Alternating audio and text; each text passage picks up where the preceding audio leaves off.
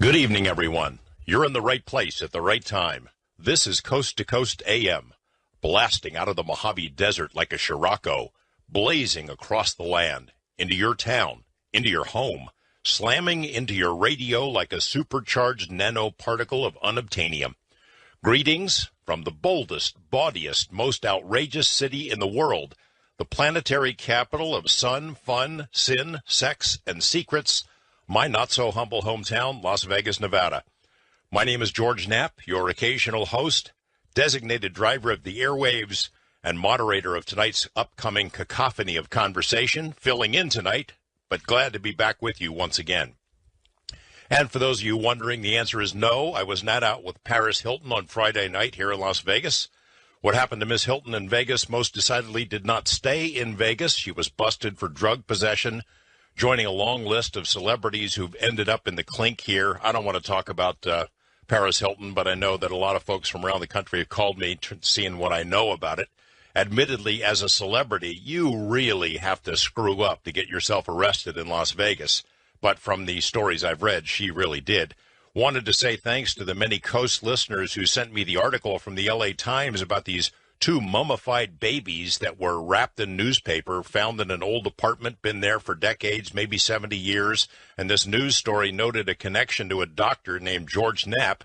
And no, that's not my dad or my granddad. Most certainly isn't me. Maybe there's a family connection somewhere far back down the line, but if there is one, it's not one I know about. Odd story, though. Thanks for sending it to me. We got a few odd stories of our own to tell you about, compiled on the Coast to Coast website. Before I get into those, a brief overview of what we have in store for you tonight. Prepare to have your brain frazzled, rearranged, discombobulated. You know, we've all pondered our own mortality, wondered what happens when we die. Do we really go to heaven or hell? Or is it all just a bunch of nothingness, just the end? You know, different religions have different takes on those questions. Science has its own view. But there is another way to look at it. Dr. Robert Lanza, a prolific writer, medical doctor, and scientific researcher, was on the program with Art Bell earlier this year to talk about his book called Biocentrism, which incorporates quantum theory into a new view of the world, the universe around us, a much different perspective on reality itself. And it was a wonderful interview by Art, but it covered only part of what Dr. Lanza's ultimate message means for all of us. So tonight, we have him back for a couple of hours to talk about life, death, time, and space.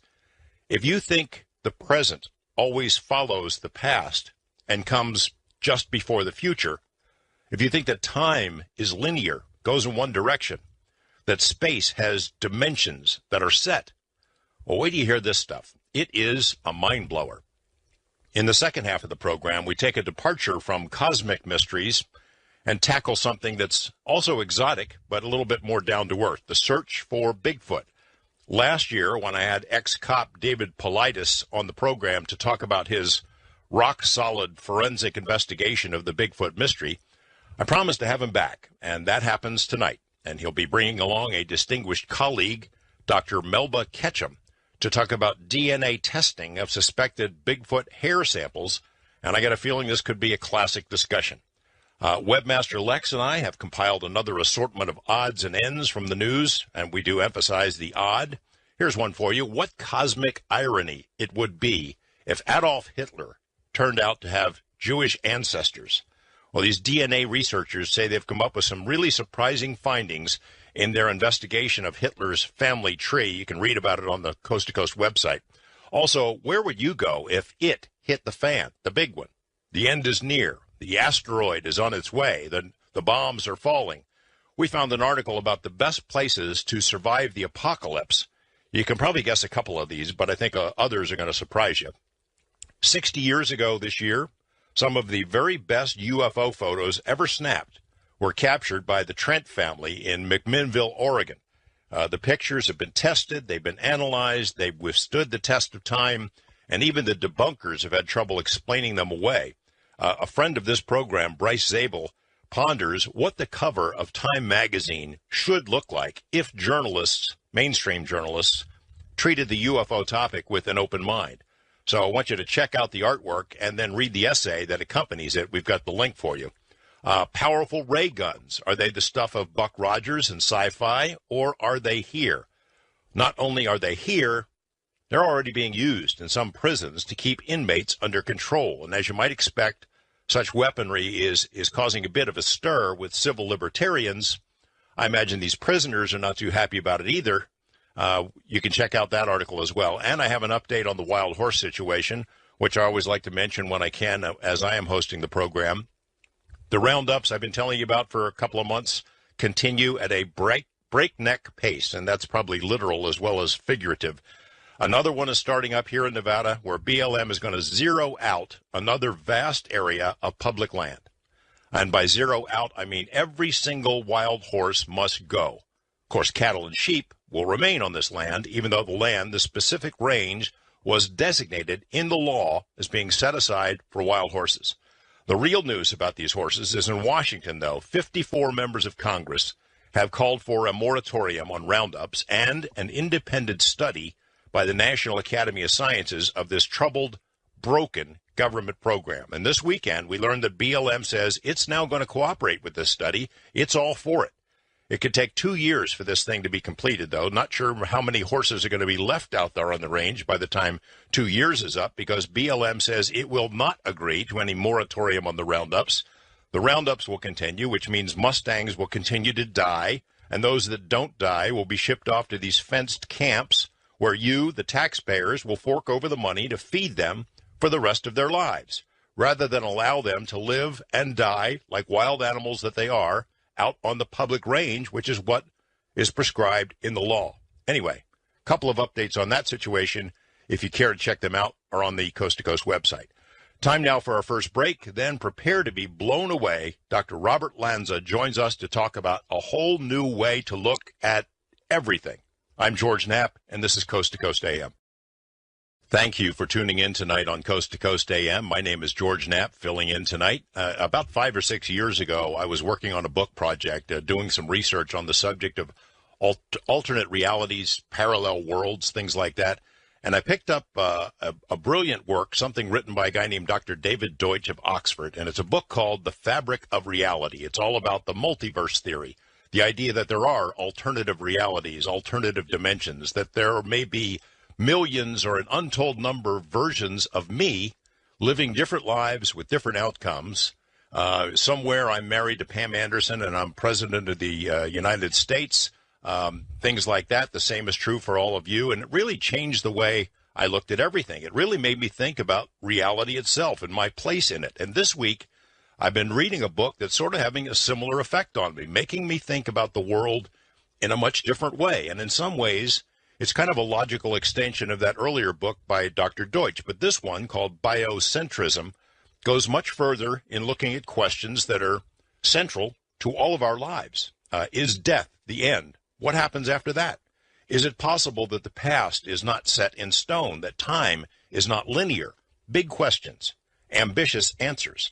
Dr. Robert Lanza, the author of Biocentrism, joins me now. And Dr. Lanza, great to have you on the show. Well, thank you. It's a pleasure to be on the show. I wonder if for those who did not hear your earlier interview with Art, and I know this is asking for a lot, but could we start by giving the audience sort of a recap, a thumbnail sketch of biocentrism that we can use as a sort of a basic outline and a launching point for the rest of the interview? Well, biocentrism is a new theory of everything. It's an out-and-out challenge to our view of the world. And we think that life is an accident of physics, but there's a long list of experiments that suggest just the opposite. So amazingly, if you add life to the equation, you can explain some of the biggest puzzles of science. So, for instance, it becomes clear why space and time, or indeed matter itself, depend on the observer. So biocentrism basically says that life and consciousness are the keys to understanding everything. It's, I guess, the theory in a nutshell. It's like the old riddle about the tree falling in the forest. If there's no one around to hear it, does it make a sound? And you'd say probably not. I mean, that the tree falling in the forest is something that's done for our benefit, or it directly involving us being there.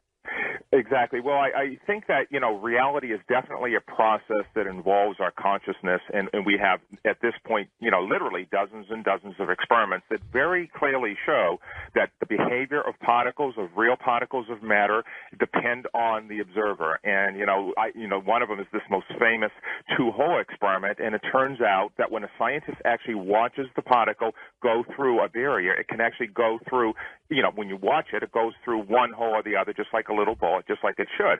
But amazingly, if you don't watch it, it acts like a wave and can actually go through both holes at the same time. So again, how can a particle out there change its behavior depending on whether or not you watch it? And then the answer, again, is simple, is that reality does indeed involve our consciousness. And is it all our own realities? Do we each have our own? Are we all the star in our own movie?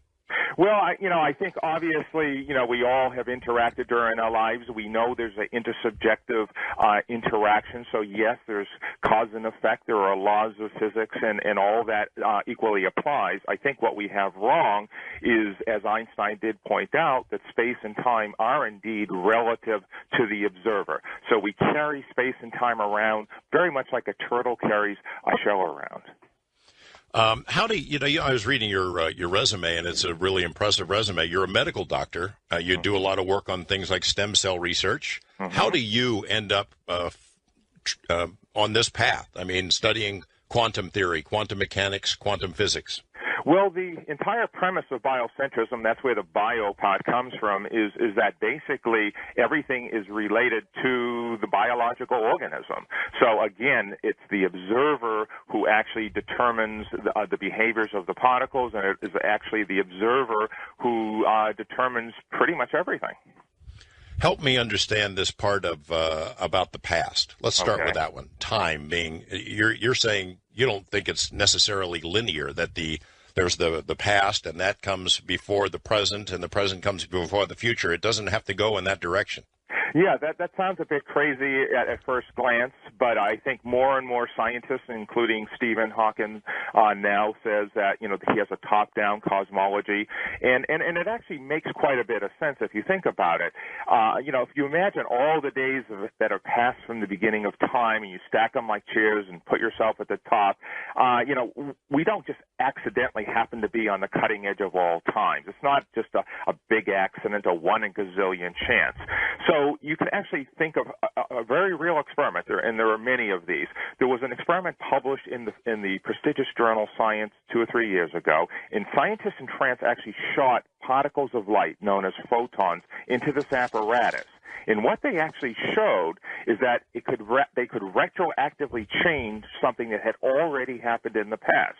So what happened is these particles had to pass a fork in the apparatus, and they had to decide what to do, whether to behave like a particle or a wave when they hit this beam splitter. But then later on, long after the photons had actually passed that fork, an experimenter could then flip a switch on or off.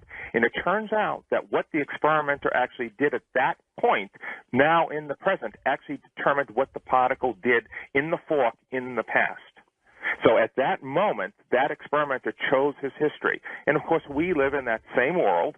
There are other experiments. There was one done back in 2002 where they actually, again, used particles of photons, and it turned out that their distant twins actually knew in advance what would happen in the future. So they were testing the communications of these particles, and they let one photon hit its barrier first. And then it had to decide later on, what the other twin would do. And what they found is that what the other photon was about to do, that the one that had already finished his journey actually knew in advance what was going to happen. It's just amazing. These are real experiments. Well, I guess, the obvious question for people hearing this is, does that mean we could change our own past? If we had the technology, quantum computers, unlimited budget and energy, could we change our own past, or could we change, say, we can stop Oswald from killing JFK? Well, I don't think, we can go back and change the past, but I think it's very clear that we will in the future determine the past as and there's a number of reasons. So let me explain this. When you think of particles of matter, they have a range of possible states. And it turns out, according to quantum physics, that it's not until they're actually observed that they take on real defined properties. So until the present is determined, how can you have a past? In fact, one of Einstein's last colleagues, his name was John Wheeler, he actually coined the word black hole. He actually said, quote unquote, that the quantum principle shows that there is a sense in which an observer, what he will do in the future, defines what happens in the past. And just before he died, he actually made a statement saying that when you observe light from a quasar way off in the universe, we are actually setting up a quantum observation on an enormous scale. And it means, he said, that measurements that are made on the light now actually determine the path it took billions of years ago. So more and more physicists are realizing that that is the implication of many of these experiments. I remember reading something about Einstein writing about, I think the word he used was spooky, where he was talking about the connection between particles and far distant. Can you explain what he meant by that? And is that sort of where you're heading with this? Well, yes, and actually Einstein himself, just before he died, one of his good friends known as Bessel actually had died, and Einstein famously had said that now that Bessel has departed from this strange world a little ahead of me, that means nothing. He says, people like us know that the distinction between the past, the present, and the future is only a stubbornly persistent illusion. And so, again, yes, the spooky action at a distance is something known as quantum entanglement, and it turns out that particles actually can be instantaneously connected even on opposite sides of the galaxy, and they behave as if there's no space or time between them. And again, there was actually an experiment that was carried out last year in Nature where they actually took these vibrating ions and actually put them at a distance apart. And it turned out that whatever happened to one of them actually instantaneously affected the other one, as though there was no time or no space between them. So they were instantaneously connected, apparently in violation of even Einstein's theory of relativity. That quote from Einstein, people like us know that the distinction between the past, present, and future is only a stubbornly persistent illusion. I had circled that because I wanted to ask you about it. Oh, yes, okay. It's in your book. Did anyone ask Einstein to elaborate on that? Did he ever write anything else to explain what he meant? Actually, I don't believe he did. Obviously he, put forth his, theory of special relativity and a number of years later his theory of general relativity. And actually Einstein never really said what space or time was. He simply said that space is what we measure with a measuring rod and time is what we measure with a clock. And he didn't really go into what they were, because again, what are space and time? If you wave your hand through the air and you take everything away, what's left? And, the answer, of course, is nothing. And the same thing applies for time. So, we have some very difficult things here, and I don't think Einstein ever really attempted to say what they were. Talking about the experiments that you said where the scientists could show that the past was not written in stone, that it could be different, it could be a different past. Does that sort of a concept bring up the same kind of conundrums that come up when you talk about time travel? Actually, no, they don't. And again, this goes back to what when you started the show, you had mentioned about the many world view, the multiverse. And one well-known aspect of quantum physics again is that observations can't be predicted absolutely. So instead, there's a range of possible observations, each with a different probability. So this is a mainstream explanation called many worlds interpretation, and what it says is that these possible observations correspond to a different universe, and so together they collectively form what's known as the multiverse. So there's, in theory, an infinite number of universes, and everything that could possibly happen occurs in some universe. So, of course, in that case, death doesn't exist in any real sense in those scenarios because, all possible universes exist simultaneously, regardless of what happens in any of them. So what is going on here is that space and time, as I mentioned earlier, are relative to the observer. Again, So that is why you now appear to be on top of all of infinity. If you stacked all the days on top of one another, it's just silly to think that you could actually just by chance be here. So again, you will always be in the now. The past is simply the logic of the spatial temporal logic of what you are actually experiencing in the present. Well, tell me this: where are you personally on this multiverse idea? You sort of were non-committal, and I got a feeling you had general support for it. But I would agree with many of the physicists who would say that anything that's physically possible has to occur. I would definitely say that it's completely consistent with the experiments and what I know of it. I think that one of the things, of course, science has to do is actually explain the real world that we actually, are living in some logical way. So I think it's consistent, but I think there needs to be more. I think we need to actually make sense of the world we're in terms that we can understand. So, I think it's correct. It makes perfect sense, and I'm certainly on board with it. And so that means that somewhere in some reality, Hitler won. The Nazis conquered the world. In some reality, there really is a whole room full of monkeys with typewriters who've written the great American novel. All things are possible. Yeah, I think exactly that's it. I think that, as you move ahead in your life, there, obviously many possible futures, and when you collapse your quote-unquote probability waves, at that point you pull the past, into existence. And so I think that just because you're here now in the present doesn't mean that each individual who ever lived in the past didn't have all the same possibilities. All right, we'll come back to that. Dr. Robert Lanza, fascinating discussion about his book, Biocentrism. Led Zepp taking us into the break. Stay with us on Coast to Coast AM. I guess our guest, Robert Lanza, would say that time to the zombies or anyone else is relative. It's not set in stone. It's kind of flexible. Ditto for space. And the implications of that for humanity are staggering and mind-boggling. And specifically, how does this theory of biocentrism relate to our concept of death?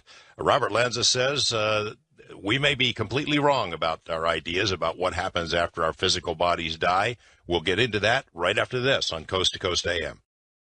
Welcome back to Coast. I'm George Knapp. My guest is Dr. Robert Lanza, who's written this book, Biocentrism, How Life and Consciousness Are the Keys to Understanding the True Nature of the Universe. I want to sort of elaborate on this, Robert, about the nature of reality. Are you saying that we, in effect, create our own reality? I mean, you're essentially saying that consciousness is an essential part of the reality around each of us, right? Yes. So space and time are not these invisible objects that just exist out there. They're actually tools of our mind. And, of course, everything you can experience and perceive is ordered through your senses in terms of space and time. So in that regard, space and time are unique to the animal observer.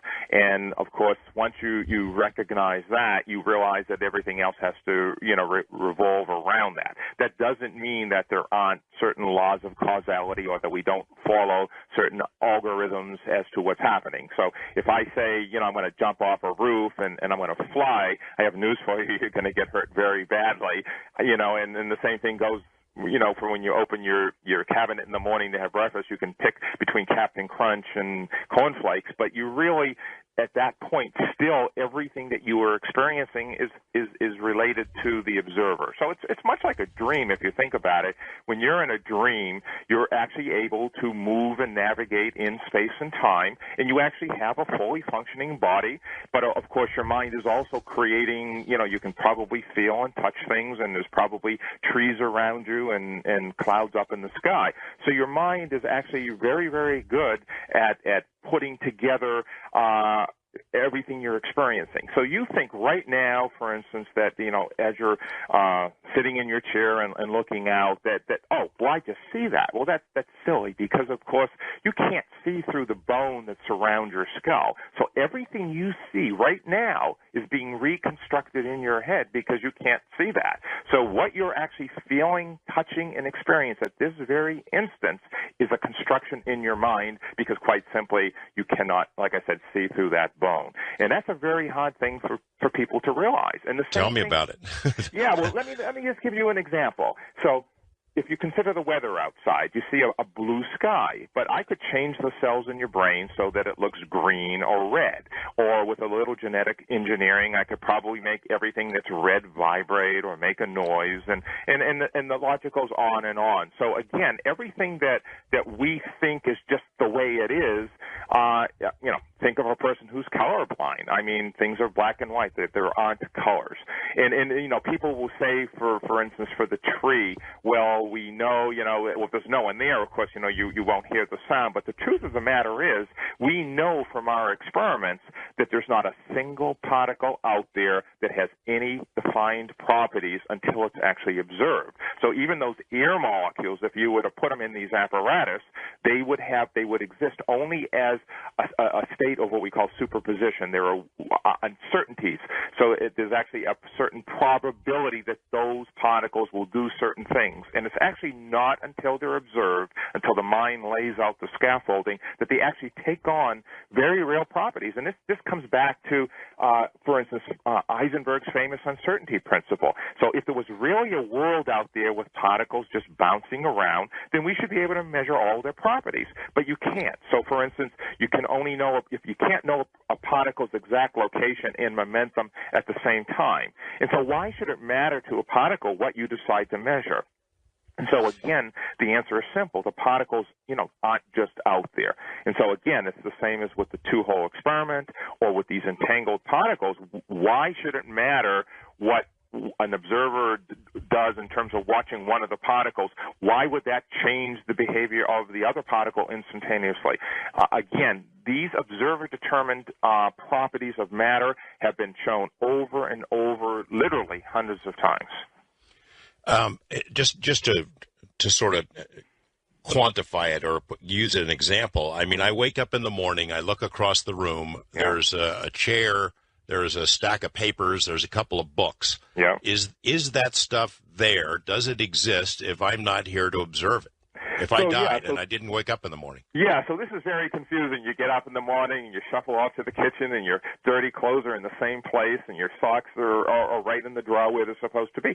And think about it very much like a CD or a calculator. You can take a brand new calculator out of its package, and if you multiply 4 times 4, you'll always get 16, or you add 2 plus 2, you'll always get 4. And so it's an information system. And this is, again, think of your brain. It consists of literally hundreds of trillions and trillions of neurons all interconnected, and it's a computer. And again, you can just take a disk with information on it, and you put it in your CD player, and here you go. You've got, a three-dimensional movie that you're watching, and with sound and all. So again, information needs to be converted into something that makes sense, and that's where consciousness comes in. So again, space and time are indeed the tools that we use in our mind to put it all together. But then when you start to think of, well, what is space? You look over the horizon and you can see forever, and if you take everything away, what is it? It makes no sense. And the same for time. Well, what is this thing? You can't put it in a bottle like milk. So these are funny things. And the reason they're funny and they're not tangible is because they're not things. They're not like, the shells you pick up along the beach. They're actually forms of perception, the way we assemble things. So when you get up in the morning and your clothes are there, yes, anything you observe is very real. I mean, it's exactly what you perceive. And, again, Descartes' famous statement, I think, therefore I am. So, again, that's real. But, again, what the experiments are showing, and this is actually consistent with, many of the Eastern religions, again, is that obviously these things exist in consciousness. And so you think of yourself only as your body, but even your body, just like the clothes in the morning when you get out of bed, are all made up of this shimmering haze of particles, and each of those particles have a certain wave of probability of existing, and when you observe them, they take on real forms, just like in these experiments. Now, the critics will immediately say, no, that's nonsense, that this behavior is limited just to the atomic world, into the microscopic world. But this, two-world view, that is that there's one set of physical laws for small objects and another one for the rest of the universe, including you and I, it has no basis in reasons. And in fact, it's being challenged in laboratories around the world. Again, last year I mentioned to you there was a paper in Nature that showed that even these large charged atoms were actually able to exhibit this, as Einstein said, spooky action at a distance. There were other experiments carried out with these huge molecules known as buckyballs, which have like 60 carbon atoms, but they're symmetrical. They actually exhibit the same behavior as do these particles in the microscopic world. And then even back in 2005, there were crystals that actually showed these entanglement ridges that were half an inch high. Quantum behavior in the ordinary world of human-scale objects. And there are new experiments being designed that will probably show it works at the same level as you and I and cats.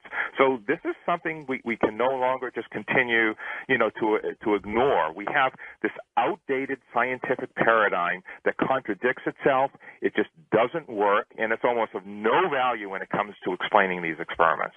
Well, let me put it this way in sort of a personal, completely non-empirical way, is that you mentioned in one of your essays about, even when you were a boy, you realized there was sort of something unexplainable about life that you didn't understand. And I can remember thinking about reality just as a kid, and I'll bet a lot of our listeners had the same thought, is that some days seemed more real than others, that sometimes reality was kind of thin, and it seemed like a dream or a movie or not really my life.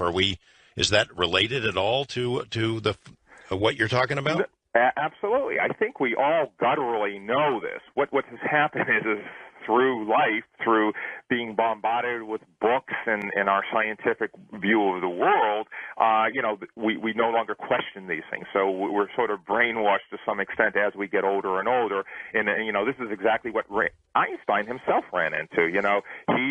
This is where he came up with this famous line that God doesn't play dice. But in fact, in the great debates with Niels Bohr, it was very clear that, he lost because people tend to have, they grow up. There's like you can't teach an old dog new tricks. So we're very, very much instilled in language that have each word has meaning. Again, we go to movies, we read the books. Everything is reinforcing a certain view of the world, and it's only now through science, through the experiments, that that whole thing is just dissolving. And the problem, unfortunately, is to accept the experiments on face value.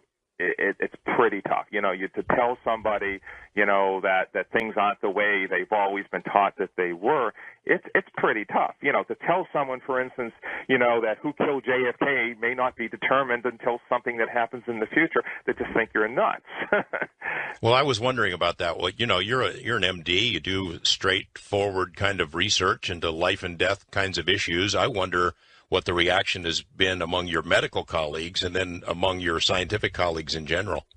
Well, you have to remember, again, that this is an out-and-out challenge to physics and indeed the whole view of the world. So it's not surprising that some people get defensive. But that being said, I've gotten literally dozens of emails from people, from professors and even chairmen of scientific departments at Johns Hopkins, Columbia, biologists, chemists, who say, you're right on. But it's very much a paradigm shift, so that if you try to think your way through this, and you can trip very easily. So by definition, a new paradigm always appears to be nonsense from within the established paradigm. So it's very hard for people to say, what about this? What about that? And you're going to always come into this with prejudices and preconceptions. And so it's very, very hard for a person who's gone through their whole life with a view of life and death and what it's all about to suddenly just throw that all out the door and saying, well, we live and die in a world of illusions. And unfortunately, or fortunately, whichever way you want to look at this, science is more and more leading us down a way where we now need to have a worldview that's consistent with all of the experiments. And and this isn't something new. Again, for instance, Eastern religions have argued for millennia that birth and death are equally illusory, that consciousness transcends the body, and that external is really a distinction of language alone. And when you have that, you're really left with nothing but that consciousness is the bedrock of existence. So yes, I think we all have doubts about certain days and other days, and why am I here? Why is the universe here? What was here before the universe? If there's a God, who created God? And we all have these questions, and we run into all of these conflicts in contradictions because, of course, the way we look at the world now just simply isn't rational. One of the paradigms, or at least the central questions that comes up when people consider things like the multiverse and other dimensions and realities and life and death is this particular universe we live in. And you touch on it in the book about why this particular universe sort of seems designed to allow life to go on. It has everything that we need, at least in this reality, to live and prosper and thrive. And we get perilously close, I guess, to religious implications, and we'll get into that a little bit later. But what would be your answer to that? Because it sure sounds like creative design or intelligent design. Yeah, absolutely, yeah. And of course, this raises all sorts of concerns. As a scientist, I'm a bit concerned, of course, separation of church and state, and obviously, many religious people have hijacked a certain aspect of the universe, and it turns out there's a truth absolutely to what they're pointing to. So, for instance, it turns out that the structure of the universe is probably the best argument for biocentrism. So it has a long list of traits that make it appear as if everything was tailor-made just for us. So, for instance, the Big Bang, if it was one part in a million more powerful, the cosmos would have blown out too fast for stars and worlds to form. Or, for instance, if the gravitational force was just a hair less, stars wouldn't ignite, there wouldn't be a sun. The result, no us. So, again, there are over 200 parameters and laws like this that are so exact that it strains reason to think that they're just purely dumb luck random. You tweak any one of them and you never existed. And none of these are predicted by any theory, and they all seem to be very carefully chosen to allow for life. And so that doesn't make any sense within the existing scientific view of the world. So, so people say, God did it. But obviously in a purely scientific view, God isn't really appropriate there. But according to biocentrism, it makes perfect sense. And again, when you think of Stephen Hawking's top-down cosmology, of course it makes sense. And that is because, until you collapse the present, there isn't the past. And the past is simply the logic of what's going on. So say right now, I'm talking to you on the phone, but I'm sitting on a chair. The chair, if I follow the logic, is on the Earth, which is rotating, which is going around the sun, which is circulating in the Milky Way. And if I extrapolate that logic all the way back, eventually, in terms of time, I'll go back to this event we call the Big Bang. Or if I extrapolate it in space, I will come to the edge of the known universe. So again, when we think of the universe, it's very much like one of those globes you used to have in geography class in high school. You can spin it around, and you go, this is the whole Earth. But just because you have the globe there, on your desk, doesn't mean you can go to Antarctica or the Taj Mahal. So again, that's what the universe is. It's just the logic of what you are experiencing. So again, even when you think of touching something and it's solid, you go, well, this is solid as a rock. We know scientifically that it consists of particles spinning around at trillions of times a second, and that it's almost entirely empty space. And then when you get down to the energy itself, Einstein himself even said, when he was asked if he believes in God, he said, well, there must be something behind the energy. So I think we intuitively know, that there are some issues here. Well, the idea of biocentrism does not necessarily exclude the idea of God. And I raise the question, I don't want this to be an existence of God discussion, but it's not, right? I mean, the two are not necessarily mutually exclusive. Yeah, no, I don't take a position on that. I think that, from my perspective, from biocentrism, I think that there's no question that there are components of religion that have truth, and there are components of science that have truth, and I think there are some of those components that actually may be contradicted by some of the facts. But I don't take a position. I don't think we are in a position to say there is or there isn't a God. What I can say is that clearly, there's much more to nature than science acknowledges. I think there, lots of elements of religion that are correct, that science has wrong. I think there is indeed absolute justice in the most meaningful sense of the word.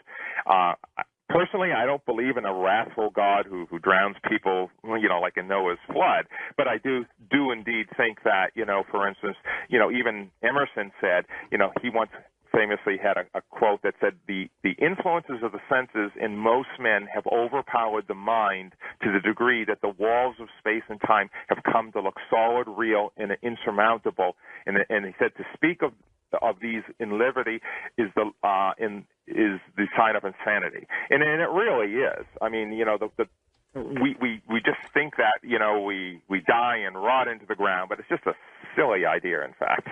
Well, I want to spend a lot of time on that, but before we leave the general religion area, is there it's part science, it's part philosophy.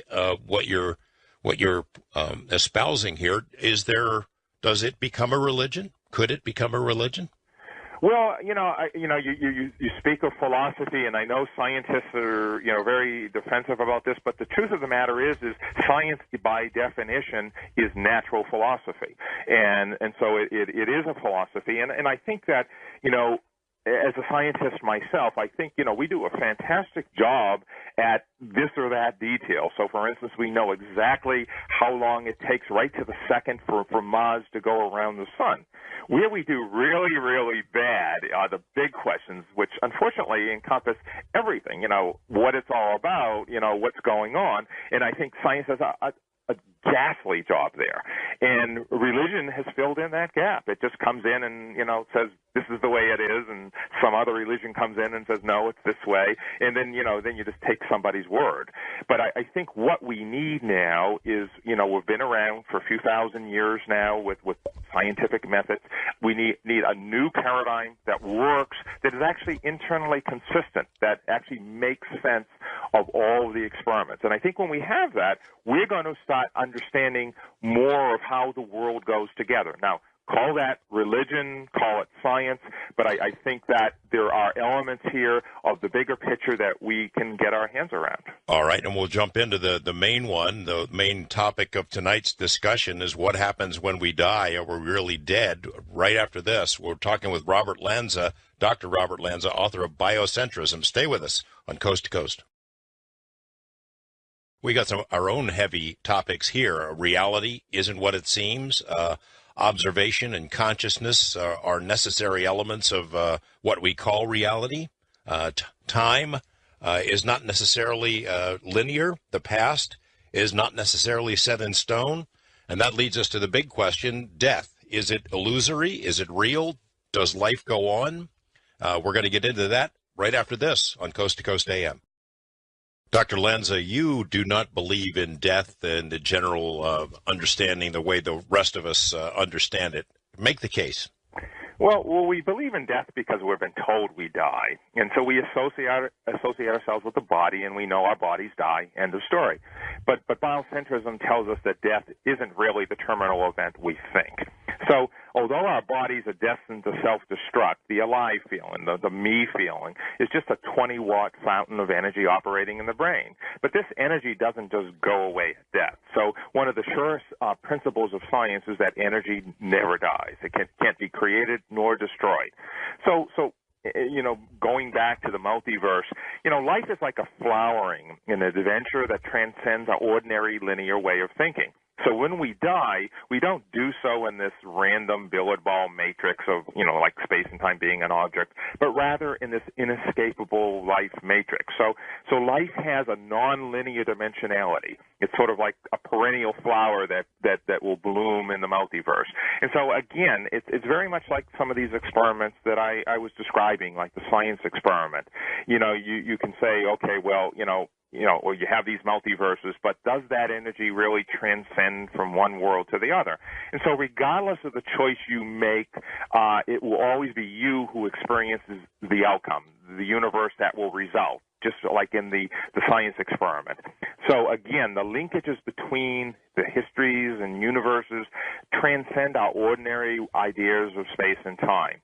So again, I think there are multiple ways of looking at that. Another one is simply, when we think that if the world is indeed as physicists believe, observer created, then we shouldn't be surprised it's destroyed with each of us. Nor should we be surprised that space and time vanish and all our conceptions of order. So at death, consciousness is gone, but also to the connection of times and places.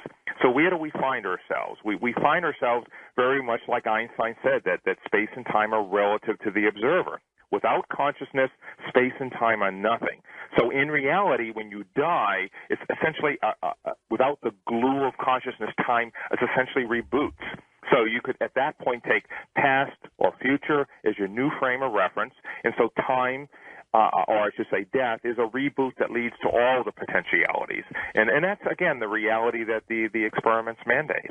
And well, Go ahead. Another way to actually look at it, when Einstein was referring to the past, present, and future being an illusion, you could think of reality being like a recording. So depending on where the needle is placed, you hear a certain song. That's the present. And the music before and after is the past and future.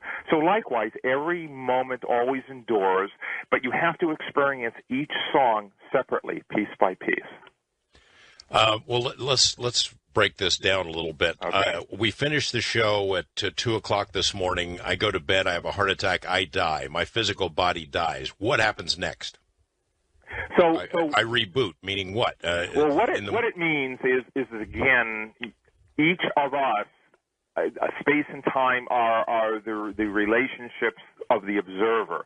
So when you die, at that point, essentially you can take any point of view you want. So in terms of the multiverse, what we could say is that the past and present, future, they're really illusions. They're only connected in a linear way as long as you have consciousness.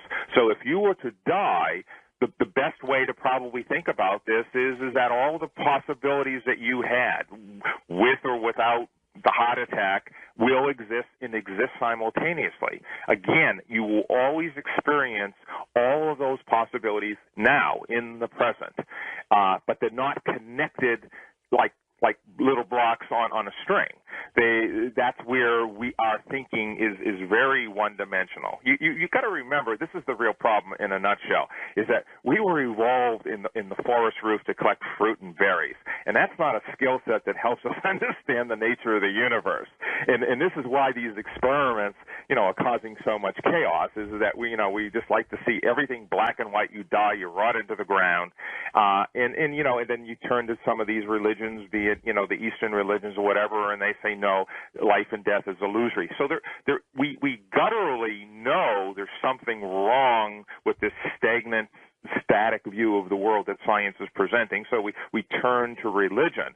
But I think what's happening now for the first time is that science is now starting to catch up with its experiments that are challenging, some of these sterile ways of looking at things. So is the same thing true for dogs, bugs, yes, amoeba? I think what's going on here is any creature that has a sense of space and time, obviously if a creature locomotes and it moves, it means it has a perception of space and time, which means it has the algorithms that are necessary, to obviously experience consciousness. And so, yes, any creature, a higher vertebrate that has the the ability to discern and operate in space and time, and we can obviously project from that they obviously have a sense of space and time and therefore operate by the same mechanism. They're the same biological creature. I guess what I'm going to ask you next would require some guesswork on your part, because I can't imagine how anyone would know. You had mentioned about the 20-watt bulb that's in my head, or that the energy that basically is me. We know that science says the energy continues. I guess what we don't know is that it continues as me after the physical body is gone. Do you have an idea on that?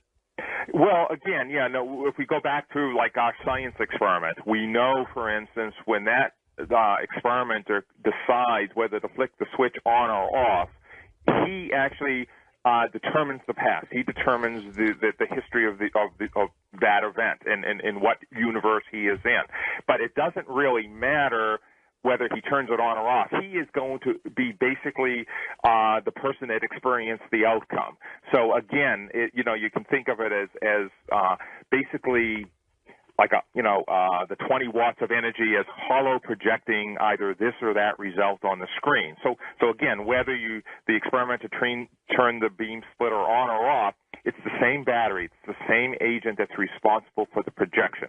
So you will experience it, but again, your memories or whatever are going to reflect who you specifically think you are at that moment. But it doesn't mean that the who am I, that feeling is any different. It will be you sensing it's you in all of those scenarios. And I wonder, do I know that I'm dead and that I've rebooted? No, you don't. Just like you don't know that you're rebooted now as you're talking to me. So no, that's exactly it. The best you're going to come now to knowing it is understanding it here in one of the universes. So again, right now, you're trying to make sense of it, but you won't obviously have direct memory of what's in your brain in the future. You may have very similar experiences, and if you got killed going off the road in black ice, you may not. You may continue on and live your life, but you're not going to know that that there are all these other possibilities. So it is sort of consistent with some Eastern religions and the karma, reincarnation. You're making the choice about where to reboot and what time and what stage you're at. Yeah, I think another way is to think of when people you think of projecting your love and your hope to whoever you want, and in a way you truly do transcend the universe in that sense. So for instance, if you reboot, you really are in a privileged position to really say, okay, you can pick your daughter or your son as your new point of reference. So you die, and you can always know that your child is going to go on the way you know. But on the other hand, you also have the ability to know that at the same time that if you die, you're not really dead, that you're no more dead than you were before you died, if that makes any sense at all. In other words, that if we talk about, again, the multiverse to make this conceptually easy, it's that all of these possibilities exist simultaneously, and it's only a flaw in our way of thinking that we think space and time have to be connected, again, like little pearls on a string. Again, they're connected in a nonlinear dimensional way. So again, this is where the multiverse theory came up with to begin with, is that we know that literally every particle has a whole range of possible states, and that when you observe it, you collapse one particular outcome. But we do know, depending on how it's observed or not observed, that you will have a different outcome. But all of those things exist, and that is where the multiverse comes from. That they're saying that, of course, they all exist, but they're obviously not things you're going to experience at the same time, because it just defies the nature of reality. In your book, Biocentrism, you mentioned that the question of death hit you on a personal level when your sister died, and that you went out and talked to the rest of the members of the family. When you came out and talked to the members of your family about the departure of your sister, did you make this presentation? Did you say, "Don't worry, she's not dead"? Well, obviously this is a very highly intellectual thing to understand, Sure. And so, you're not in a position to do that. But what I can say is that, yes, that just like in these experiments where Schrodinger's cat experiment, the cat is both alive and dead. And I did make the effort, and I think it is comforting to let them know that, I like to consider myself a rational person, that it's perfectly intelligent to be thinking that, okay, when you die, that's not the end of it, that in fact, that everything, again, I think of it as the record, that, like Einstein also said, past, present, and future are illusions. They all exist simultaneously, and it's just where the needle is. But where you move the needle doesn't mean that the rest of the record goes away. And so, yes, I think it's a very comforting feeling for people to know, particularly if they're not religious, that it's just not all black and white like we were taught in the school books. You don't just rot into the ground and end of story. That's just so silly, and it's just basically not even consistent now more and more with all the experiments. It's sort of the history of science. I remember reading at one time, the history of science, the advance of science has been sort of a lesson in humility for mankind, for humankind, because, we were the center of the universe, and then we had the sun going around us, and then that wasn't true, and then we may not even be the only life form in the universe, and we become less and less important the more we learn about the reality around us. This sort of goes in the other direction. Yeah, well, again, the other thing, too, is, you think about just a few hundred years ago, people used to say, this is, cliche, but the world was flat. And then when scientists or someone tried to say, well, wait a minute, it's really a round ball, but then the people would laugh and they'd go, well, if it's a round ball, you fool, you're going to fall off the bottom. And they didn't have this whole concept of, well, gravity. Well, how would you be at the bottom of the globe without falling off? And I think that that's more or less what's going on now, is we're turning the world inside out. And you're right. One of the big criticisms that I often hear is, this is, not biocentric, it's egocentric. We're making ourselves the center of things.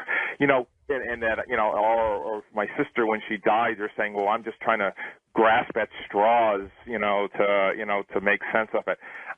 I'm actually totally trying to look at this from a rational way and just to make sense of the facts. I'm not predisposed to it being this way or that way. Quite honestly, I'm very happy with the life I've lived. I have no real desire to live anymore.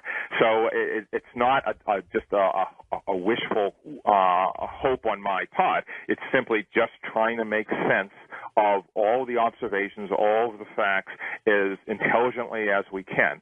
And unfortunately, that doesn't always occur, particularly in science, where people have their entire life vested the way they think in a certain worldview, and it's very, very hard to once you've gone through all of this education, to just throw it away.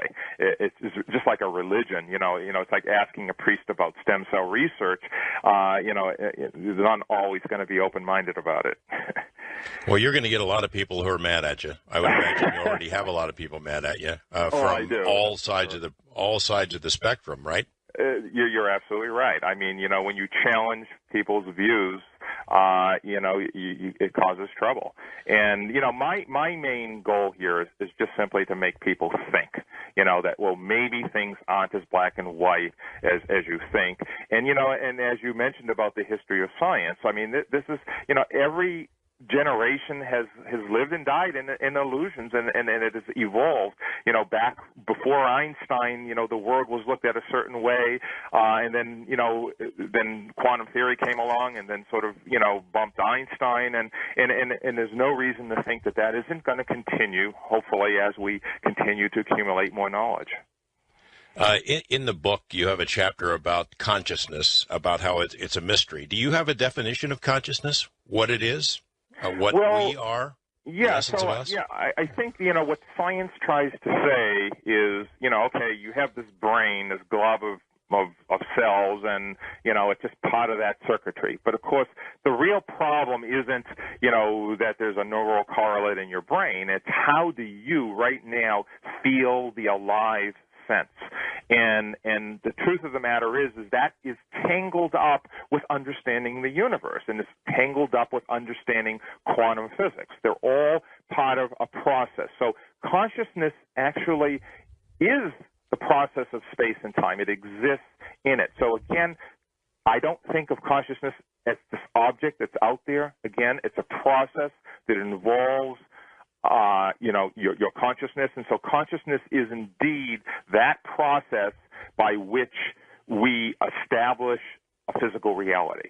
So space and time, as I mentioned, are tools of the mind. And in the process of establishing you right now experiencing something, you by definition then have now, as the observer, created the logic for that. So you're talking to me, but at the same time that you're talking to me, there's an actual logic for that occurring. And then that is when you start extrapolating, and start saying, okay, this is what's happening and this is what's happening. But consciousness is indeed the process of what you right now are experiencing, and in that process, that is why all the physical events that we are aware of are actually observer dependent. I don't know if I'm making any sense. This is complicated stuff. Yeah.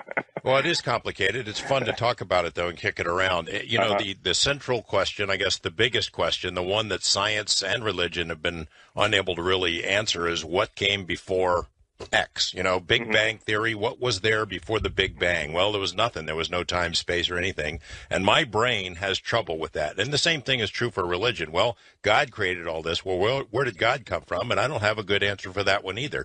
Does biocentrism answer either of those? Yeah. So what's happening is all knowledge of the universe, all knowledge that you possess, and I hate to reduce it to something that's cliche-ish, is relative.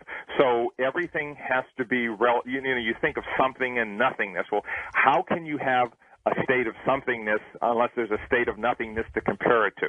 Or, order and chaos. They're really just different parts of the circle. And Socrates a long time ago once said, define your terms. So I think we get ourselves into these traps because of our language, because of words that aren't making a lot of sense. So when you think of before and after, again, you're getting tripped up because we've been taught that space and time are these hard, cold objects out there. And as soon as you get away from that, you no longer have this problem of before and after. You realize that each of us is like a bubble of reality. Each of us, that, again, I like to think of it in just a guttural sense. How are we alive now on top of all of infinity?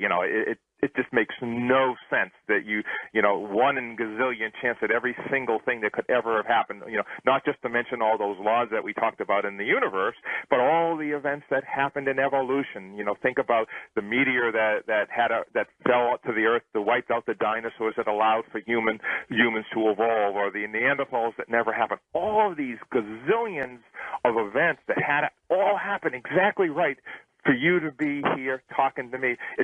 It's absurd to say that's just a mere accident. When you say something is just an accident, it means usually that you just don't understand why. You don't know what the reasoning is.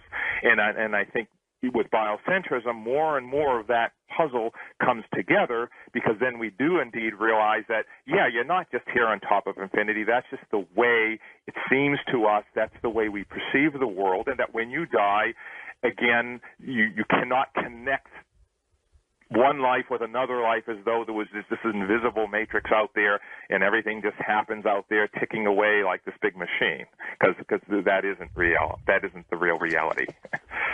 Wow, that's a lot to chew on, and I guess you could say that that's maybe why we're here, is to kick these kinds of topics around, to think about them, to figure out who we are and what our purpose is, and you've certainly given us a lot to chew on. Dr. Robert Lanza is my guest. When we come back, we'll be opening up the phone lines. I know there's a lot of folks out there with questions, so stay with us here on Coast to Coast AM.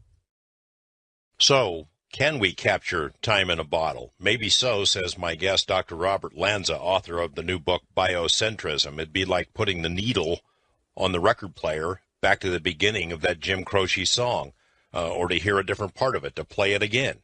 Death, like reality, is illusory, he says. When we come back, we go to the phones, and I know a lot of you have questions. Stay with us on Coast to Coast AM. Thanks for being with us, everyone, tonight. We're going to the phones with your questions for Dr. Robert Lanza. Wildcard line, Bill in West Hartford, Connecticut. Hi, Bill. Yes, hi, Doctor. Hi, this is Hi, Bill in West Hartford, Connecticut. I'm a scientific-minded atheist myself, and I have two quick, fascinating questions for you. I'll ask them together and then hang up and listen to your answer. Okay. Question number one, considering ETs, whether they're UFOs or ETs, extraterrestrials, trillions of miles away, light years away, when these intelligent beings that are undoubtedly out there, question number one, and they observed quasars or black holes or whatever, how does that affect us humans? And question number two, if intelligence or consciousness can be described as intelligent energy, and since, as you said, energy cannot be created or destroyed, you don't need a God to create our minds because it exists always, and we don't die, as you said, when the body dies, but you also, like I said, don't need a God to create us in the first place. Yes. So on your first question about ET, I think that ET would be no different than you looking up at the sky. And so, again, when any extraterrestrial intelligence or human or an animal observes something, that reality is collapsed. And together with that, all the spatial temporal logic, and that also includes the individuals who may have been part of that past. So it doesn't mean that they will necessarily change your timeline because, again, space and time are relative to each individual observer. So that ET may collapse something, and indeed that reality becomes real to ET. Your reality is real to you, and the mistake we often make is that this intersubjective objectivity that we think of in our science books doesn't really work that way. So again, observer dependent reality, it begins and ends with each individual observer. And as far as consciousness, you're absolutely right. You don't need a God to collapse that. You're living proof of that. I mean, the fact that your consciousness exists is an information system that exists in its own right. It's just the nature of the creature, and where we stumble into problems is that when we say there's something in nothingness, and they're just simply not understanding the complete circle. Thanks, Bill. Wild card 2, Jim in the truck. Jim, I hope we're making your drive a little more interesting tonight. Yeah, I don't need these two. There you go. Up here in Toronto, and I'm out of New Bedford, Mass, and I listen to you guys all the time, call in all the time, too. Yeah, I just want to say, I'm a Christian, and I don't believe what this guy Robert's saying, and agree to disagree with him, but the Bible says that it's appointed unto man once to die and then the judgment. So you could go to one of two places, and the way I believe that is that I know that I'm just a creature, and I'm not the creator. I know that the job's taken. So I understand God's real by the prophecies that are coming to pass today. But what do you basically believe, Robert? You believe that there's reincarnation? Is that what you believe? Well, what you need to understand is whether it's science or religion, we're very primitive creatures. We're like chipmunks and squirrels. We can only comprehend the universe to a certain degree. So your religious beliefs that you have about judgment and being punished or not being punished, there's an element of truth as much as we're able to grasp. Likewise, there are elements of science that are correct. And again, we can talk about the Eastern philosophies about reincarnation. So again, we're very primitive creatures, and there are elements of truth depending on how you define your terms and how it's framed. So I'm not going to dismiss your belief system because, indeed, much of what you believe, there's probably very real evidence that would suggest that there's truth to it. But it doesn't mean that there isn't truth to other ways of thinking as well. They're not mutually exclusive. Exactly. Okay. Thanks for the call out there, Jim in the truck. Be careful out there on the roads. Bill in Florida, you're on the line with Dr. Robert Lanza. Hi, guys. My question is, I happen to believe, I happen to know for a fact that I've changed some parts of some parts of physical reality. I've done it many times, actually. It's not like I can levitate, don't get me wrong, but I have changed reality. Can you explain that? Can you explain how I've done that?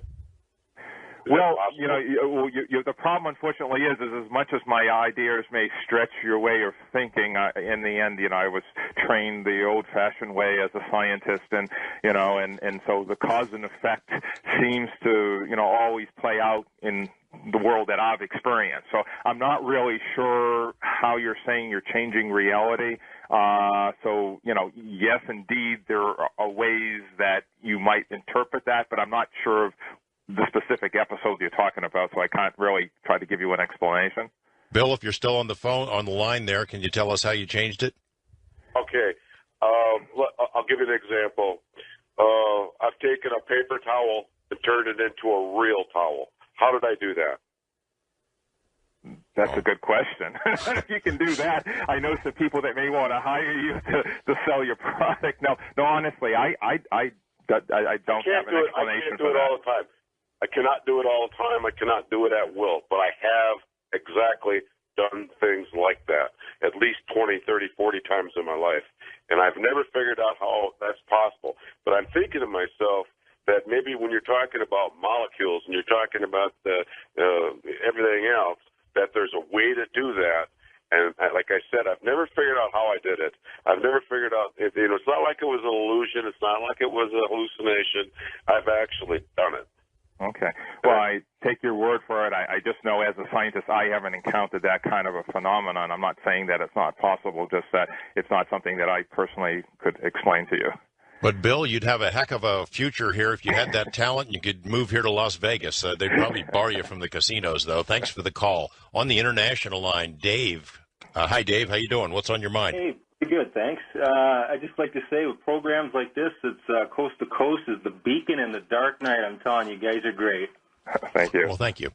Yeah, I just wanted to comment on the religious vein about Romans 12:2 says that God has a good, acceptable, and perfect will, which means there's like three wills, which would kind of make you think you have more than one reality if he has a good, acceptable, and perfect will, if anybody wants to look that one up. But what I wanted to mention was an incident that happened to me. I had a near-death experience where I almost died, yet my mother and twin sister had a premonition that night that they were going to get a call the next day that I did die, yet obviously I didn't. And just the last question I was going to say, the question is that if we can have a perfect existence or reality, how can we get that ideal reality? And if I'm in my ideal reality now, are you guys just bit players in it, or are you guys in your ideal reality as well as me? Hey, this is my movie. I think a lot of what you're speaking of more has to do with meaning, and choosing the things that are important to you, and that's really an individual thing as to what each person considers to be of most value in their life. He mentioned near-death experiences, premonitions. A topic we've talked about a lot on this program, ESP. All these things, time slips, things like that. Are there these aberrations where these different realities intercede on our own, do you think? Yeah, I think that there's no question that you can, have distortions of space and time, and, any sort of person who may have taken LSD or something, would know, or even if you had some alcohol, that you had a distorted sense of reality, that clearly there are ways of perceiving what's going on different than the way we're perceiving them today. But what I can also say is that, through evolutionary biology, that animals probably sense things, and, the more primitive ones in one dimension, and then a little higher 2 dimensions or 3 dimensions. So that, how we experience space and time and what's going on, there'd be a lot of very interesting turns and twists, and I think, the physicists can attest to, they talk about one-dimensional cracks in space. I'm not sure I agree with all of this, but but there's a lot out there, with the string theory and, some of these theories actually envision, 6 dimensions curled up at every point in space like soda straws. Again, these are mathematical theories and how they translate into our everyday world. You'd have to ask them, but, my guess is that they're only under very extreme conditions. Okay, east of the Rockies, Dave in Kentucky. Hi, Dave. Evening, gentlemen. Good to talk to you. Thanks for being with us. Yeah, couple of quick comments. First of all, with the reality being based on the perception of the observer, wouldn't that kind of mean that all religions are true? Well, when I mean observer determined, I'm not really meaning, that you actually create the reality you want. What we mean is that the actual properties of particles are dependent on the observer, so that if the observer makes this or that decision, it will impact those particular properties. Again, whether, you're discerning the location or the momentum of a particle. What it doesn't mean is that, you can go out there and just make whatever reality you want, because there still are the laws of causality and the interactions that you and I know occur in our everyday life. Okay. Understand. There was a comment you made earlier about how, if gravity was just a tiny bit different, yes, it would change the properties of the universe and there would be no us. Right. And such. I've always thought that was kind of a backwards way of looking at it. Not so much that the universe is developed perfectly for us, but that we adapted perfectly to the universe as it existed. Well, what we're saying by these constants, and you mentioned gravity, is that there wouldn't be a universe for us to adapt to. In other words, if the gravitational constant was ever so slight, there wouldn't have been stars, there wouldn't have been all the things that we know in the universe. And then you can look at, again, one after the other parameter, one after the other law, all 4 of the forces of nature. And what you find is that they're just simply the probability that there would even be a universe is so infinitesimally tiny, if you said it was random, that there would be nothing for us to evolve to. So this is why, there's a concern. John Wheeler had what's called an anthropic principle, which is saying the observer participates in that reality. But this is why people were saying, there's a God, that this is intelligent design, because our current scientific model doesn't explain those. And yes, I know where you're coming from when you say, well, okay, we just evolved to these things. But we're talking about the actual laws of the universe that could be any value, and yet they're precisely this or that at every step of the way. And so the question is that is almost statistically an impossibility to have occurred. Dave, thank you. Those were good observations. West of the Rockies, Luis in San Diego. Hi, Luis. Hi, how are you doing tonight? Okay. Hello. Yeah, I wasn't sure if this was the right kind of concept, but as far as time is concerned, I was thinking not to the left or the right, or kind of time is above us, and like say going back in time or going in the future, is it being able to get into that place that time is, so you could go back in time or go in the future in time, but we don't have enough knowledge to do it right now. Fascinated by the whole thing of time travel. Yeah, I think, again, you're touching on an interesting topic, and that is that space and time indeed are algorithms in our mind. And once we understand consciousness and how we put this whole thing together in our minds, that's where neurophysiology will come into play. We'll eventually understand how to make those information systems work, for artificial intelligence. And once we do that, we can tamper with those algorithms, perhaps, so that you could almost think about time in an extra dimension where you could actually walk through time, very much like you walk through space. So again, as I mentioned, through evolutionary biology, there are probably animals that experience reality in 1 dimension, 2 dimension. We experience it in 3. And my guess is should we gain knowledge in, the coming millennia, we probably will know how to manipulate those algorithms so we can do exactly that. Thanks, Luis. Appreciate it. First-time caller Jacob in New Mexico. Hi, Jacob. Thanks for joining us. Yes, I'm a big fan, by the way. Two questions. Thank you. As far as time and stuff like that, like you said, it doesn't exist or whatever, but innuendos, premonitions, deja vu, does it all relate to, like, meeting the same person? As far as what I'm getting at here is, are we destined to meet each other along the way? Like, as far as... Yeah, what's your take on destiny? Destiny. That's a big one. I think I could look at that from both directions, depending on the logic. Again, order and chaos is there a will or is there not? And I think that there is a destiny from a certain perspective for sure, absolutely. Is there scenarios where I could think that may not go along those lines? Yes. So I think a lot of this is from the direction you're looking at that.